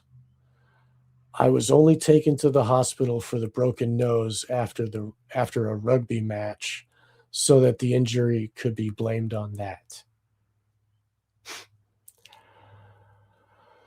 Violation questions. What was the exact crime that occurred? Human trafficking and sexual assault against minors. When did the crime incident occur? Please provide an approximate date, 94 to 96. Where did the crime incident occur? Frogmore Cottage, Windsor, SL4 2JG, United Kingdom, Engham, GPS coordinates, Palm Beach, Florida. First name redacted, last name redacted, date of birth, all that redacted. Subject information, first name Ghislaine, last name Maxwell. Additional info. During this time frame, I also went on yearly vacations with my family to Florida, staying at my grandparents' house in Vero Beach. I remember on one occasion being driven by my father over an hour away to a mansion with a gated driveway and a large rectangular swimming pool. I was molested by a man that I later recognized as Epstein when he was in the news. He blank redacted. He took pornographic photos of me in a skirt. Around late 2012, I had not yet fully processed all these memories, but I reported my father to the police after seeing a text from Ghislaine Maxwell on his phone saying, "I have 2 children." And being triggered by it, I believe it's possible that my father may have been involved in procurement for the pedophile ring even then, because he made visits to several local schools and a disabled children's home, the White Lodge Center. Oh, there's no thing a cult there, guys. The White The White Lodge. Lodge. Right. In the end, he was not arrested and the case was not investigated. As a result, he was able to destroy a lot of evidence, such as photographs. Releasing Ghislaine Maxwell on bail would lead to the same outcome. I am willing to testify and provide evidence and or more detailed descriptions of events. So, other ring members. Here we go. My father's best friend, blank. My father's secret accountant. He lives in the house between blank, GPS coordinates blank. Those coordinates we can't see. I heard my rapist from Frogmore Cottage at his house during a party on a Saturday in the summer of 2018. How is contact known? I was a victim of human trafficking by her pedophile ring. Additional info.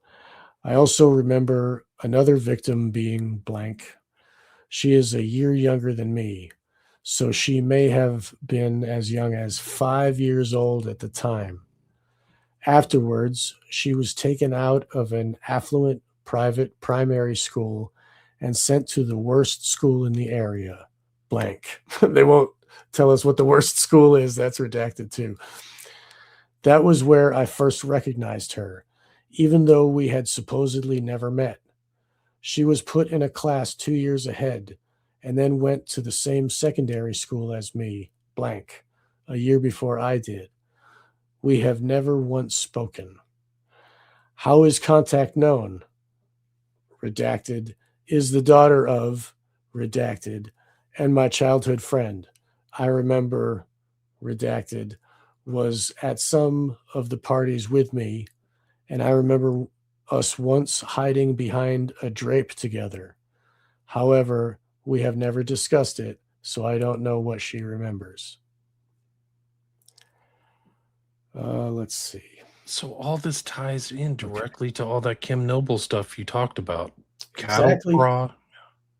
Tie them down to a fucking table and electrocute them, put them in cages. And this is all the stuff that we've heard from the SRI survivors, all the testimonies, you know, all the Air Force bases with stacks of electric cages for children. They can just hit a switch and all of them get electrocuted. It's a system that it's well used by this point. I mean, it's a systematic breaking of the mind, which takes exact thing. They need humiliation. They need sexual trauma. They need to break Grok's legs in the specific way to get these types of Manchurian Candidate effects out of the victim, right? It's like Elaine's a witch with a broom. Like, witch motif. Well said. Well, no, I deserve to die. That's what she would say, like a witch to a little kid. And your little dog too. No, this is probably an inappropriate anecdote, but I was a massage therapist. I thought I was going there. She's like, "Oh, I'm a witch," you know that, and she had a 600-year-old witch's broom from Scotland, right? And it was real. I mean, it was a real witch's broom. And so these brooms are stains on it on the end. What was it stained on the end with any kind of like? I didn't really look at it. I had never see. It was almost like I'd never noticed it, and I saw it was like this super antique broom. You know, I said, "What is that?" Oh, that's from this, particular coven is about, from like 16 something in Scotland.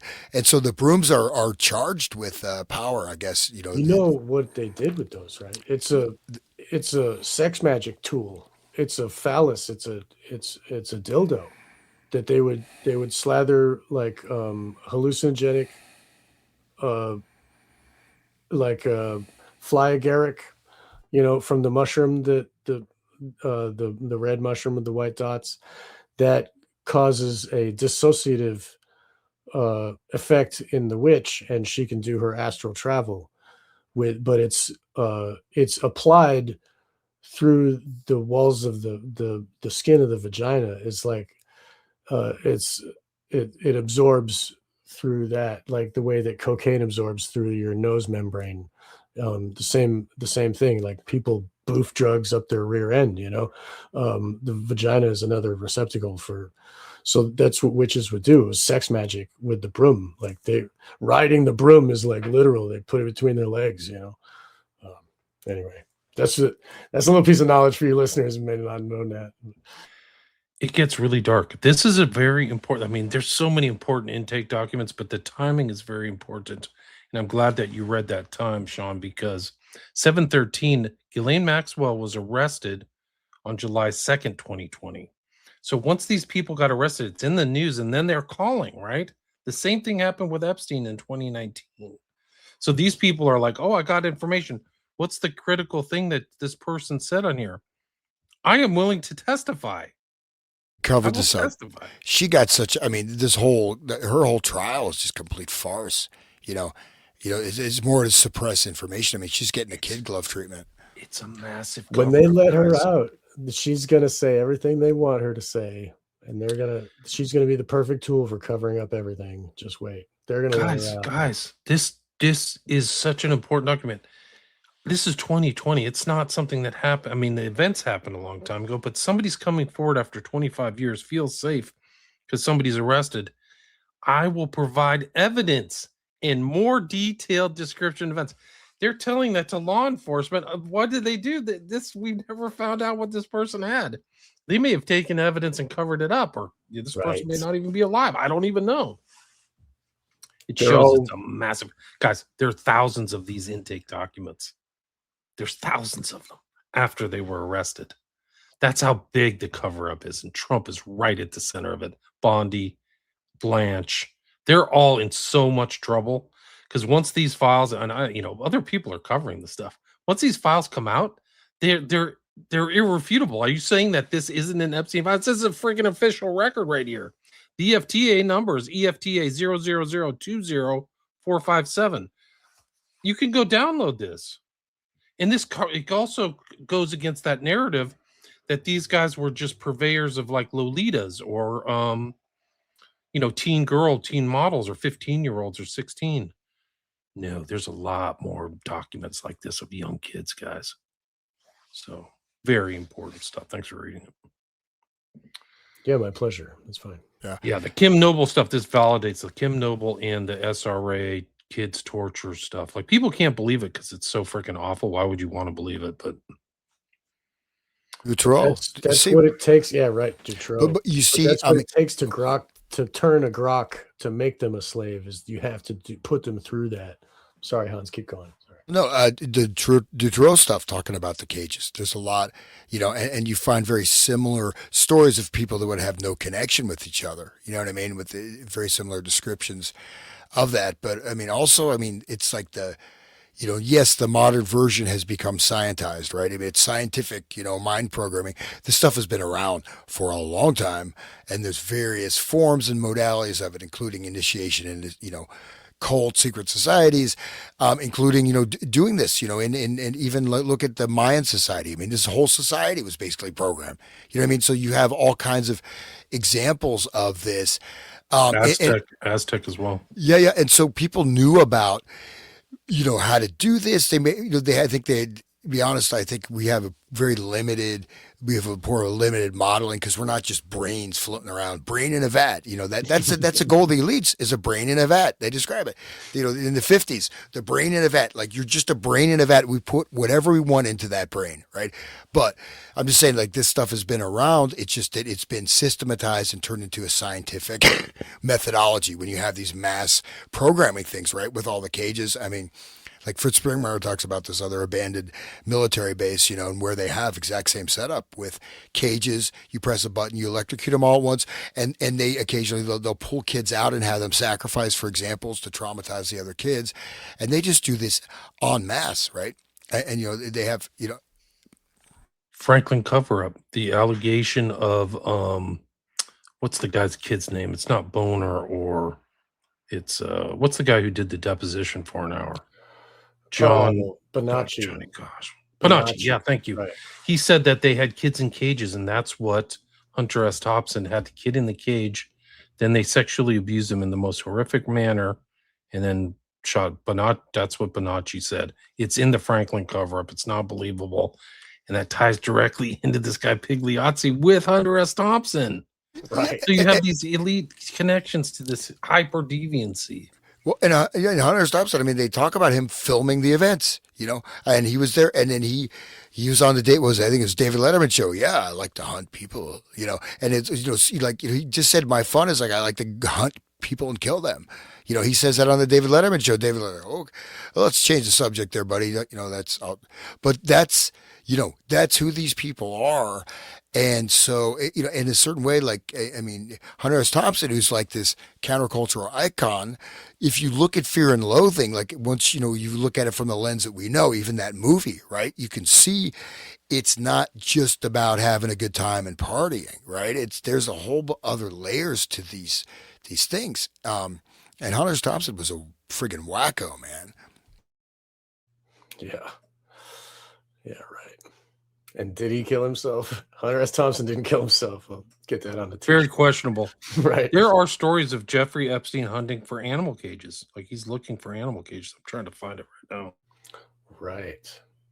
And then the animals that he said go ahead and kill, like we'll keep those ones for the eggs, right? And you think about the genetic material that he's looking for with the, you know, that was the Zorro Ranch one we talked about. right. That, yeah. Keep the chickens for the eggs, right? Here, read this one. Here's another one. Let's see if I can pull this up. This is the cage one.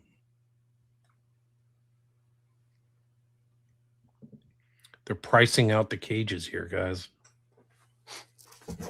Like literally, this is EFTA 019 72294.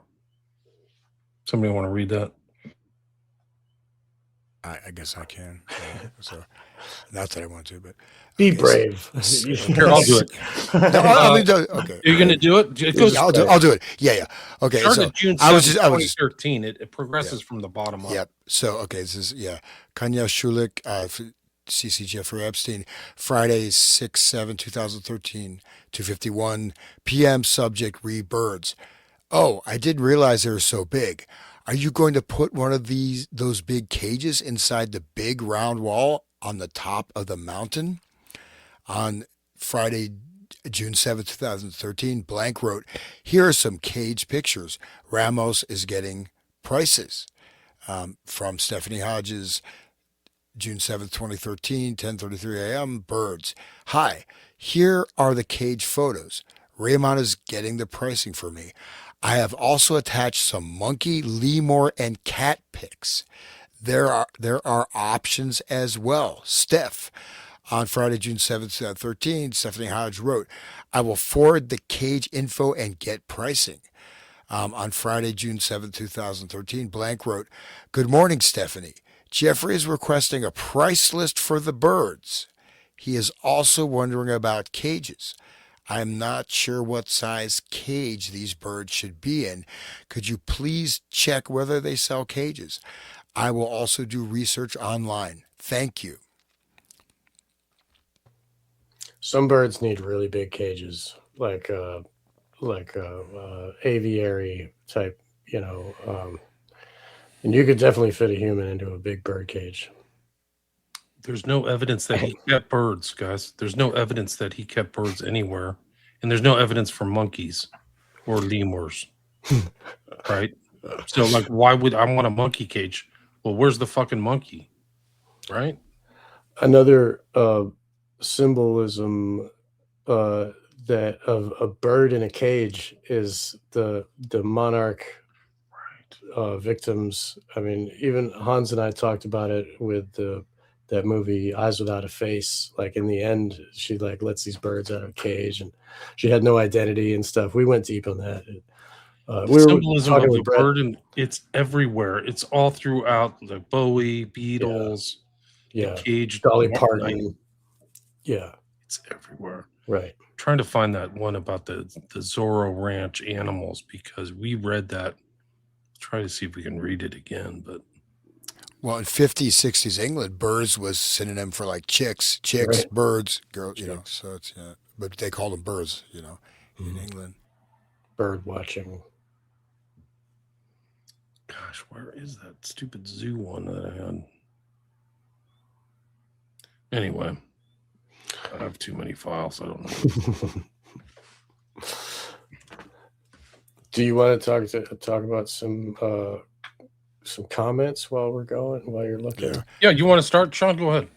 So somebody said loosh is a thing, and another person asked, what is loosh? And so I just wanted to answer that really. Like, loosh is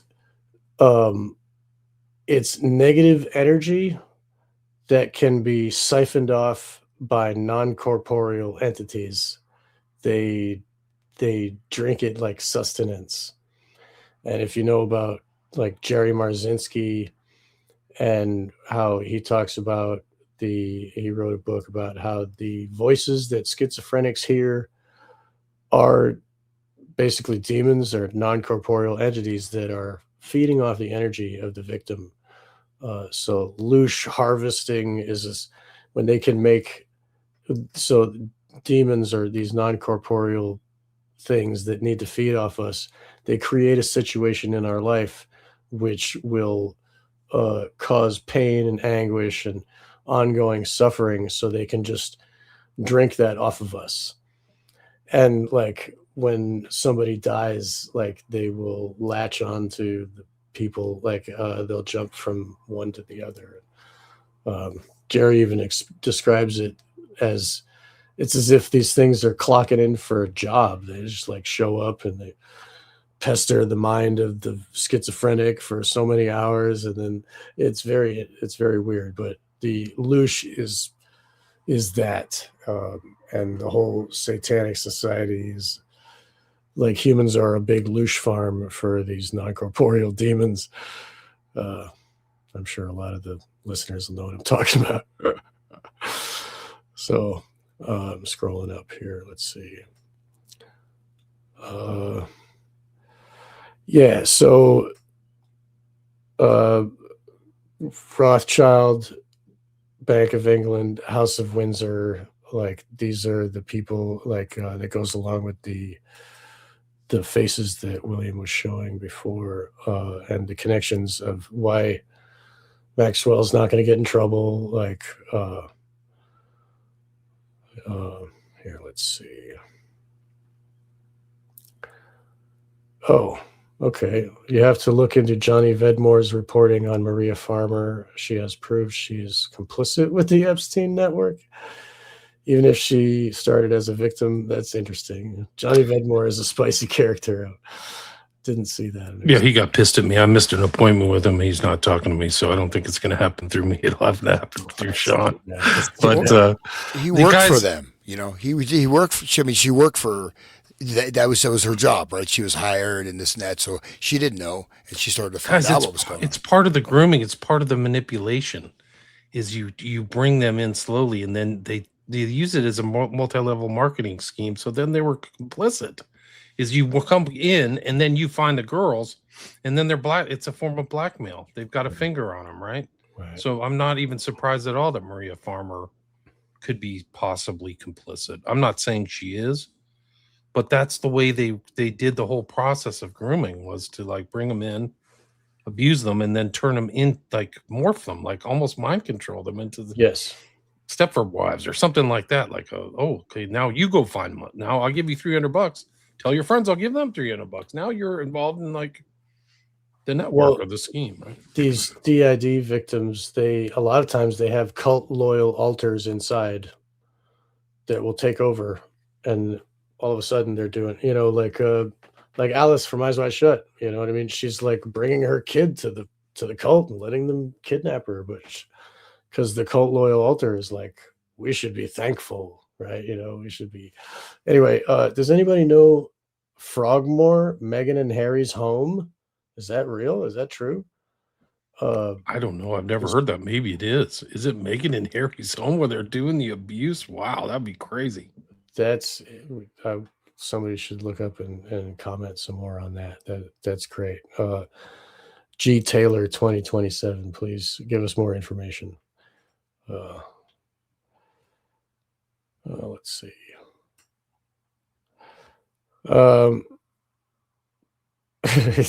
Please interview Johnny Vedmore. Can't, not William, but maybe Hans or Sean. Okay. It is, according to Google, it was gifted to them in 2018, though. It's recent. So maybe it was in the royal family.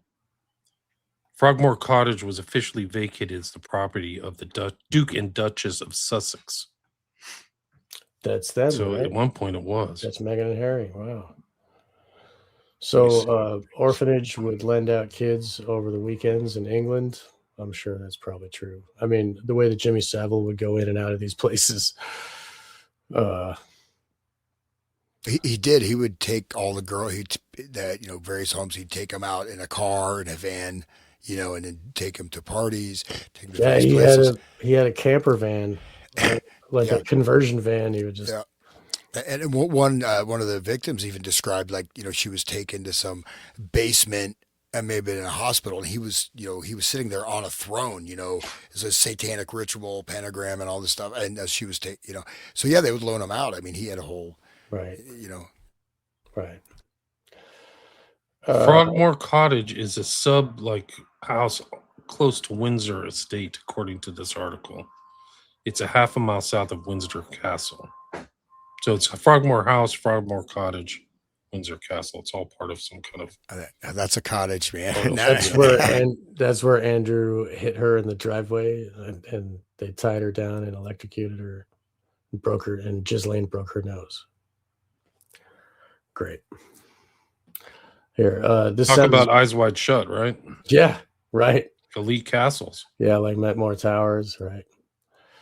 Barto67 says, this sounds very much like the Sasha Riley story about Trump. He said his pilot father trafficked him to Trump at some farm in the Midwest. And Sasha Riley, people should listen to that. Holy crap. Because it makes sense. Like the ego of the narcissistic psychopath, is exposed in those Sasha Riley tapes or whatever you'd call them. Someone says, G. Taylor says, blows my mind how many people still look up to the Windsors. That's mind control right there. That's just the same as we get here in America with Hollywood. It's people believe anything. People are, programmable.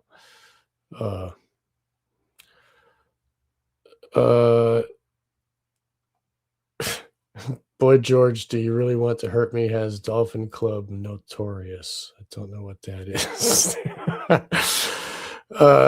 Was Ghislaine teaching the men how to do this as well? Does anybody know that?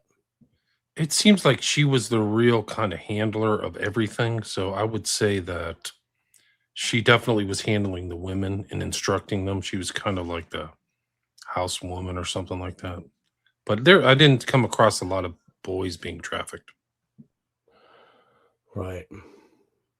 That was over in, so that was at the Finders Group or whatever, the Boys Town, whatever your flavor is, you go to the, anyway, so, okay. Oh, I didn't get what that was about. Okay. Applicator, that was talking about the broom. All right. Okay. William, did you live in NorCal during grade school? Ever hear about the Pescadero field trips? You still there, William? He might be going to the bathroom. We'll ask him later. Hear about this Amanita, like in the movie Witch, the one who spelled it two. Yeah, that's a great film. Everybody should see that. And the director is he's a great director. He just did Nosferatu. Oh my god. Anyway, people will tell me. Yeah, that is legit. That movie is based on like legit history of witches, and that witch in that movie was actually making a paste out of the dead baby. She was grinding the baby, and then she slathered herself fully, and then so like she had to steal the baby to make them float like that. All of them float, right? That there's levels, it goes deep. So anyway, so she may get pardoned. She did stuff for the Rothschilds. Trump said that he wishes her well. Ghislaine.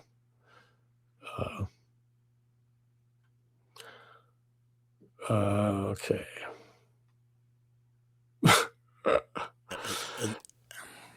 Go ahead. I'd say I'm sure everyone knows this by now, but I mean, her father, Robert Maxwell, is a major espionage player, major owner of massive amounts of media, right? He actually got rubbed off by the Mossad because he got a little bit too big for his britches. I guess he was, complaining, but he, Ponzi schemes, everything. But this guy was very high level. And so she came she dialed in right at the top, and she started doing this when she was quite young. Right. Yeah, she was probably programmed to be this. Like, I think she didn't have to be programmed. She was just like, this is what you do. Okay, it looks fun. Right. So seriously, like, I don't think she had to be programmed, depending on the family. Sometimes, yeah, they do like abuse to make people psychopathic, but some are just like, no problem. This seems really fun. And it's, William, you had a question here. Let me find it. Okay. Did you live in NorCal during grade school? Ever hear about the Pescadero field trips? I did live in NorCal. I graduated in 1986, and there were field trips all around. Pescadero was kind of in the Bay Area Peninsula, but I never heard anything bad about it. But I mean, there are pedophiles everywhere, man. On the Catholic Church, like school, coaches, boys, Right. It was just a thing people grew up anywhere you can get kids away from their parents, really. Yeah. Yeah, it was bad. So I don't know. I mean, there were all kinds of stories. Like, trying to think, like one of the AYSO coaches got busted. There were stories. I mean, the other thing is, like, we knew, like, growing up, there were, like, when you're a boy, that these are inappropriate relationships that adults are having with girls, men, but you didn't have anywhere to go. You didn't, like, you just knew what was going on. I actually had somebody who grew up in the same year was being abused by some old dude, and none of us knew, but we all knew.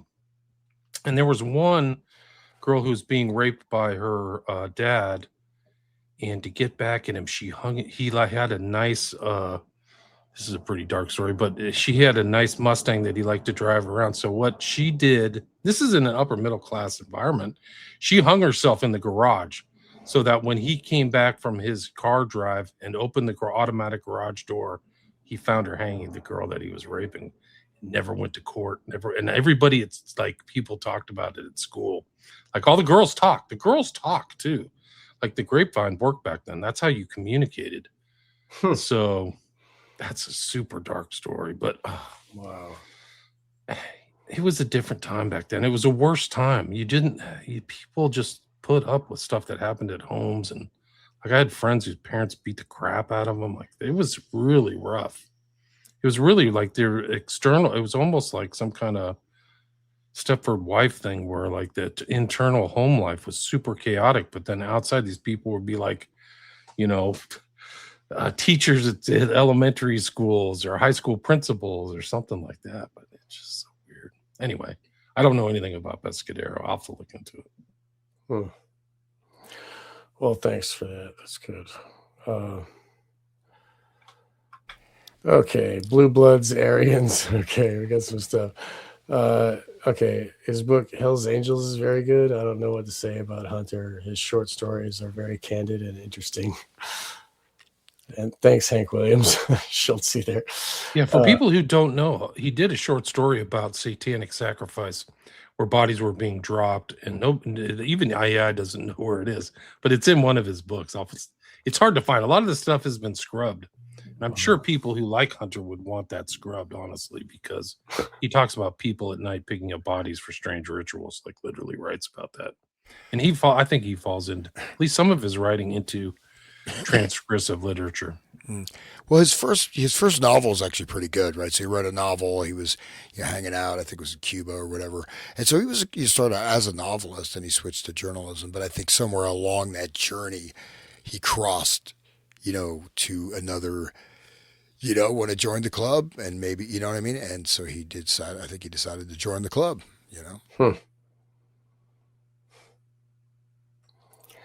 Yeah. D4VD also had a big cage at his home. Right. Yeah.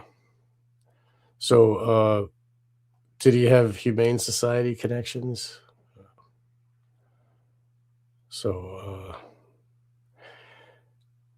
all right. The world is so lost. Dude. Right. So, let's see.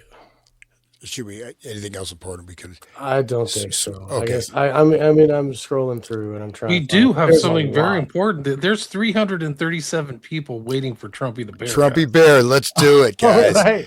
Are you guys ready? This is one of the greatest experiences you'll have today. Here, I'll do the here, wait, I'll find it. Okay. This is so funny. Oh my God. Official commercial. Share. Just so everyone knows, this is real. It's a real product, and this is his product. So we can all go. I recommend everyone buy one. This is a real thing this was posted 8 years ago. 5 million views.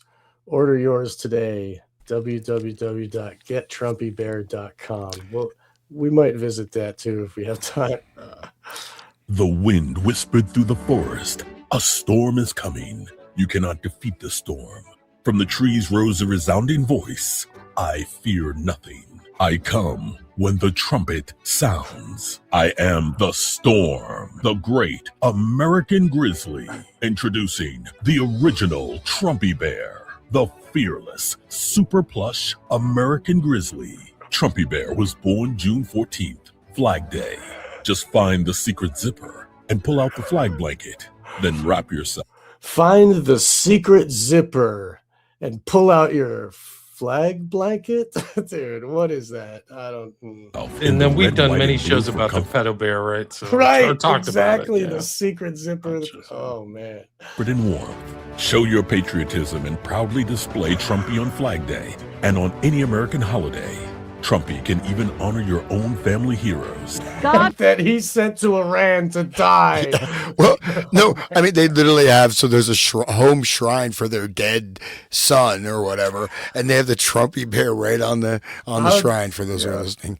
That bear's got blue eyes. You can trust him. Bless America, and God bless Trumpy Bear. Trumpy Bear sits proudly at the front of the motorcycle for all the world to see. Which is a Japanese motorcycle they put on display for this commercial. They couldn't even get an American motorcycle. And loves to cruise with his brother. I'm a former Marine, and I'm proud to have Trumpy Bear ride by my side.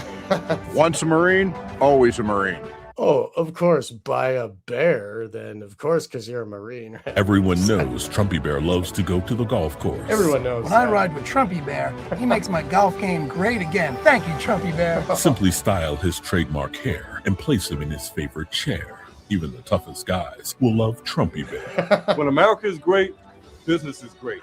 And Trump really loves those tough guys too. He gets a quick look at their Johnson while they're looking away. When business is great, Right. I'm great. I love you, Trumpy Bear. I am an Army veteran. I am proud. Notice this guy's name. He's an Army veteran. His name is Corporal Frank Warholic. Dude, what the heck? And he's wearing a shirt with tons of American all flags, flags, American flags behind him. He's All the Frank Trumpy Bear. Statism is a disease, people. Really. I Warholic. will always It's be unbelievable. proud to This be is an unbelievable. American. Order the Super Plus Trumpy Bear for only 2 payments of $19.95 and receive a special certificate of authenticity.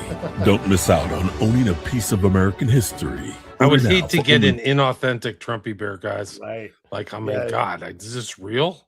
Did Better that be. fall off the back of the Bean truck? Vegas? Is this Yeah, a real it better be Trumpy the Bear? real thing. Yeah.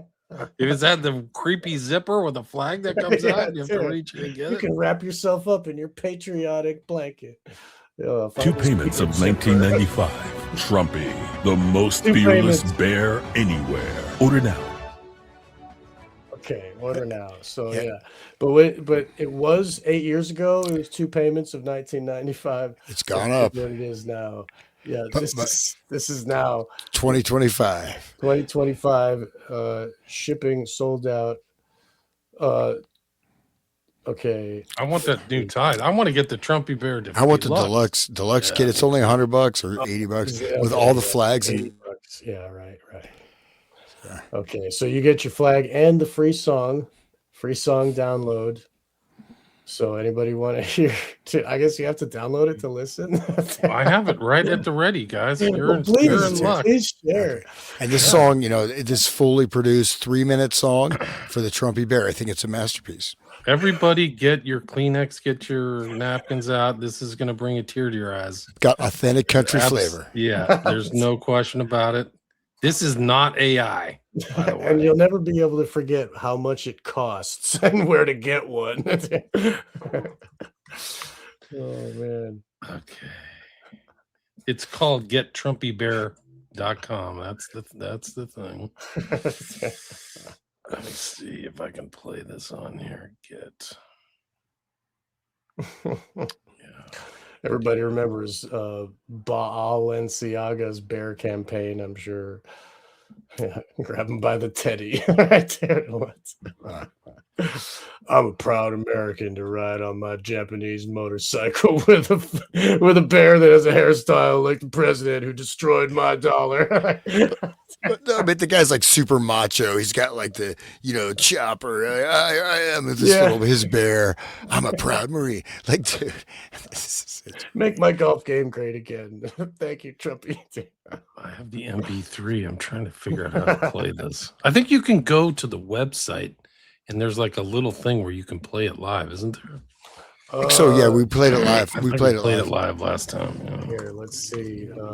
Just hit the download and then it'll give you. I'm going to the website right now. Let me see if we can figure this out. For all you listeners, because we love you, we're gonna show you. But most jingles are about 10 seconds, 30 seconds, 3 minutes and 3 seconds, man.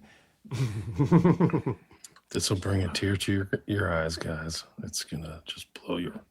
Trumpy Bear Distributor says they've received hundreds of threats, including death threats. You can download this yourself, guys. Let me know if you hear the audio. Nope. Does the audio come through? No. Okay. If you It's got that catchy intro, guys, so get ready. It says 2 fake assassination attempts, but then yesterday was another one. Yeah. To get that new ballroom. Yeah. Here we go.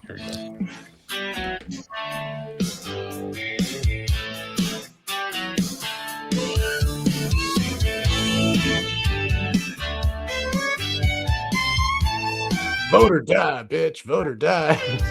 Hey, do you want a friend who's bold and great? A bear that's got the style you can't underrate. It's Trumpy Bear, and it's here today. Get yours now, don't delay. For just $69.95, it's a deal you can't beat. Plus a hat and tie to make you look complete. No need to search, no need to roam. Get your Trumpy Bear and bring it home. Trumpy Bear, he's the one for you. With style and flair, he's turning heads too.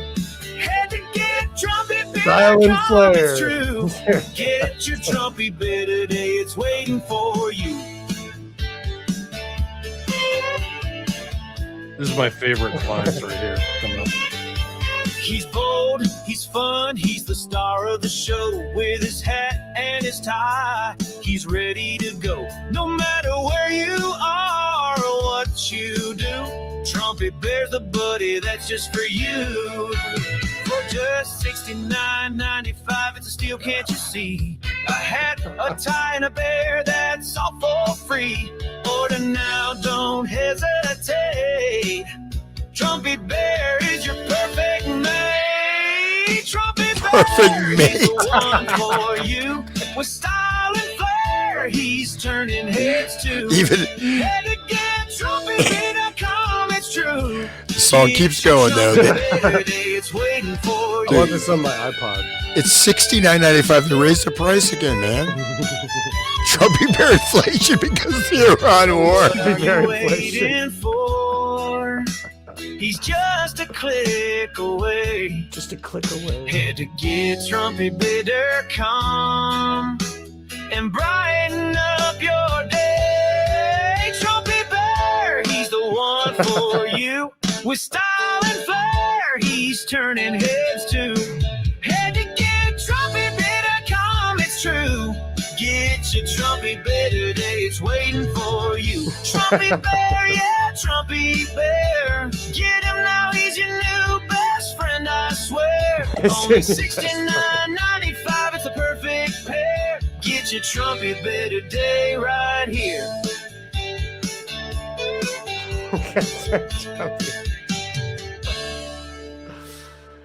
So you heard it here first, people. Trumpy Bear song. Guys, you have to treasure these things. This is pre-AI. YouTube's probably gonna freaking get us because YouTube is probably... The Trumpy Bear squad's coming after He's your us. perfect mate. Oh, yeah. Holy crap. He's It's your like best- a sex doll? What the Find a secret zipper. Trumpy Bear is your perfect mate. Trumpy Bear, he's the one for you. With style and flair, No, and the lady's, kind of attractive, probably whatever housewife, and take it out and wrap yourself in the secret, open the secret zipper, and there's the flag, wrap yourself in it. Secret zipper. Why is it, what I mean? Come on. So great. There's got to be somebody in that like advertising department just booting it up. Like they have to be like in on it. Like, guys, let's just have fun doing this and make the most ridiculous thing. Well, He's your perfect mate. But the song, they just extend it past any, again, most jingles are about 30 seconds, maybe 45 seconds. This is full 3 minutes. And that out chorus, it just brings the passion up. They just keep it going, man. With a soulful country fiddle, it's got to be real. And he comes with a free hat and a tie. It's still funny. It's still That comment was from before, but I just want to play it now. It's freaking Jewish. Guys, you guys waited to the last minute on this show, so you really have been privileged to witness Trumpy Bear pre-AI, guys. Incredible. There's tons of comments. Somebody did a super chat. Thank you very much, Daniel. Really appreciate it. I mean, there's so many comments, guys. It's really hard to keep up with it. Yeah. Like there's like a lot of comments, a lot of people involved. So thanks everybody for listening. Really appreciate it. We didn't even get to my slides. In a way, that's very fortunate because I added so much I don't even know. I've got like 250 slides now. And that Pigliazzi guy was just one element of it. But there's so many other names in there. Coons, Hearst. I literally could write a book on Epstein and art stuff now. Like I really think I could put together a credible 400-page book. I'm not joking. And that's just one element of these files. But Hans got to run, I think so. I know it's late your time, guys. You guys are at almost at the midnight hour, so I think you guys want to wrap it up. So we're up to. Well, I'm good either way. I just I'm not working tomorrow, so I'm okay to hang out. But I probably should.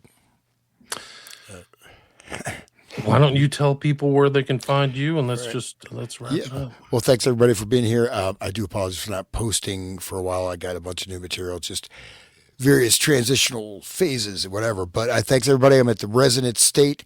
My website is hansutter.com, which is just primarily music related. But check out the new article that's on the Brett's journal there on FM radio, Culted Frequencies of Counterculture. So I'm on YouTube, Spotify, BitChute, Rumble, and Odyssey. So thank you guys, everybody, for listening. And thank you, Sean and William, for being who you are. My pleasure. It's always fun to be here with you guys. And you can find my stuff, Wake the Dead. You can find it all over. I'm on YouTube here. I'm doing this live. But also BitChute, Rumble, Odyssey, and Spotify, Apple Podcasts, Google Podcast, all this stuff. And people can find. Make sure I post everything on onegreatworknetwork.com/Sean-McCann. And there's a donate page there if people feel willing to share the love. I am a working slave, and I need all the help I can get in the world. Also, I mentioned this last time, or might have, but I now have a P.O. box that people can contact me, send me stuff, or whatever, donations, or evidence of magazines, or whatever, cannabis. Send it to Wake the Dead, P.O. Box 93, Oberlin, Ohio 44074. And thank you, William and Hans, for joining me. Yeah, thanks for being back. I've really enjoyed these shows. They started before Charlie Kirk was assassinated, so it was August. So I think we're on our almost 8th month. It's almost a year. We'll get to August. I know, it's amazing. I think they're fantastic shows. We, even tonight we didn't really get into the files, but I think we talked about a lot of stuff, a lot of predicates leading up to Epstein. So it's a really good kind of entry thing about, like, this isn't some anomaly that came out of nowhere. These are a lot of people around that Epstein correlates or rhymes with, or is analogous to, with the Podesta files. But so check out these guys, and sharing is caring. So if you like the shows, please share them. Really appreciate it. That means more than anything, really. It's more important than giving money, actually, is just to share on your social media. Share these guys' shows, Wake the Dead, Resonant State. I know a lot of you guys are fans, so that's one of the biggest things to support. You don't even have to pay money. I know times are tough, man. Like, I go to the grocery store, I spent $200 on stuff that used to cost me $75. Yeah, dude. So we all have to kind of come together in ways that don't involve the evil, corrupted financial situation. And sharing is one of the ways you can do it. It doesn't cost you anything. So just really appreciate it. I try to share a lot of people too. So I try to pay it forward. So if you can pay it forward, I'd really appreciate it. And thanks for sticking in there. It's really a benefit for Trumpy Bear. It's one of the most inadvertently funny things I've ever seen. Yeah. You can see my stuff. I have 5 books on Amazon, or I post a lot on Patreon, so it's ad-free. And I also respond a lot on there. And if you want to reach out to me, send me an email. It's the best way to contact me. I check my email all the time. I spend like 2 hours a day in correspondence. You wouldn't believe it. But it's worked for me, not just for setting up like shows and things, but people send me really great information. I got a lot of SFK information today. Things like Blink Twice was a perfect example. I had no idea about that movie, and it turned into an episode that everybody can learn from, and Sean and Hans and I can learn from. So also, William Ramsey Investigates is the podcast, and you can see stuff like that. I did 3 shows yesterday on the Epstein files, so if you want to go and read through those code words and strange things like jerky and white frozen tuna, whatever the hell they're talking about. Sounds appetizing. Yeah, it doesn't make any sense. I didn't know tuna had a color. Like, I just thought tuna was tuna, but I guess Epstein has a different sensibility. But anyway, I'm assuming this will be a part 2 next week. Sure. And then get into the files. I have just a almost encyclopedia of information on this. It's really important. We talked about the intro, Hans did too, about how important eyes are a doorway to our sensibilities, psychology, and the general culture. And Epstein was a deviant. There's no question about it. So anyway, thanks for having me on, guys. Really appreciate it. We look forward to part 2. Thank you, William. Yeah, great concept, and I really enjoyed it. Thanks everybody for listening, and stay free. If the STF, okay, I'm not good at not swearing if I'm trying not to swear. If shit hits the fan, I'm building these dome home communities, hopefully out in New Mexico, because just a heads up, there is a potential of things going super south in the United States. It may, I say 3 to 6 months, 9 months. There's a lot of fault lines. It just depends what happens. Hopefully it doesn't, right? I like things, keep going the way they are, at least to a certain degree. But just, be mindful that there may be a massive spike after, coming up in the summer with food prices and a lot of things. Gas could hit probably $9, $10 a gallon. So.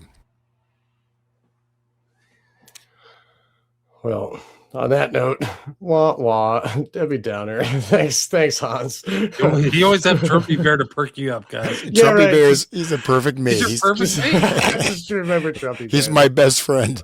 If Trumpy Bear is your best friend, man, you're in a lot of trouble, man. I'm sorry. If Trumpy Bear is my best friend, dude. Oh, here we go. Before we go, corroborates what you said. Somebody that works for the DOD told me to stock up on food, and there is a big attack coming, and I've heard it from numerous circles. It will be a military false flag. So get ready for May Day, everybody. Beltane's coming, right? Yeah. According to some, credible experts like Larry Johnson, who was like an ex-CIA analyst, there's real conflicts within the Department of Defense now. Like a lot of these people they're not on board with another attack on Iran. So things are really strange. And we did a show on Civil War, guys. Yes. These are all prescient. We did so many things that are so important. Civil War, white noise. The one Obama did, the Obama movie. One with the signal. Yeah. Yeah, but that's one thing people don't know. So you can drop with one nuclear weapon, you don't even have to hit the ground. You detonate it in the atmosphere, EMF wipeout. That EMF wipeout will take out all the nuclear power plants. Just that country's finished, man. I mean, people don't realize how vulnerable the grid is, and you get that high atmospheric blast. You don't even have to hit the ground, right? Just total electricity blackout will do the rest, and that's what we see in that film. So. Yeah, but I don't like to be paranoid, man, because I think that's no, I'm not. We can all go hide in our bathtub. We learned that from you, Hans. You got to stand in the moment. You can't be fearless. If the zombies, when the Juba family daycare, they erase the frog off their little weird van. If they come after me, I've got a huge Somalian community right up the street. I'm not going to run. I'm going to stay on my ground with Trumpy Bear. He's your best mate and friend. So when things get rough, you can always rely on your Trumpy Bear, guys. Right. You can ride your hog with Trumpy Bear in his secret zipper. The tough guy. Sorry, guys. That was gross. When he's meeting that MMF guy, the guy's giving him the spread legs, crotch you. He's seriously, just here you go. Here's what's on display. No, he does. He says he spreads his legs, man. It's here's the merchandise. Try before you buy. Yeah. I hope they have a contact information for Warholic. Warholic, yeah, we got to get Corporal Warholic on. We got to get him on and really interview that guy too. Find out why I think he's going to be my new mascot for the show. That's a great idea. If the Civil War goes down, I'll call him. Yeah, keep voting. Right? You can be. Yeah, can you imagine him showing up in front of your house with Trumpy Bear to help you fight off the Civil War? The MAGA Civil War with Captain Corporal Warholic. You cannot write this stuff, man. It's so fun. Oh, he gets drunk on the blood of the vanquished.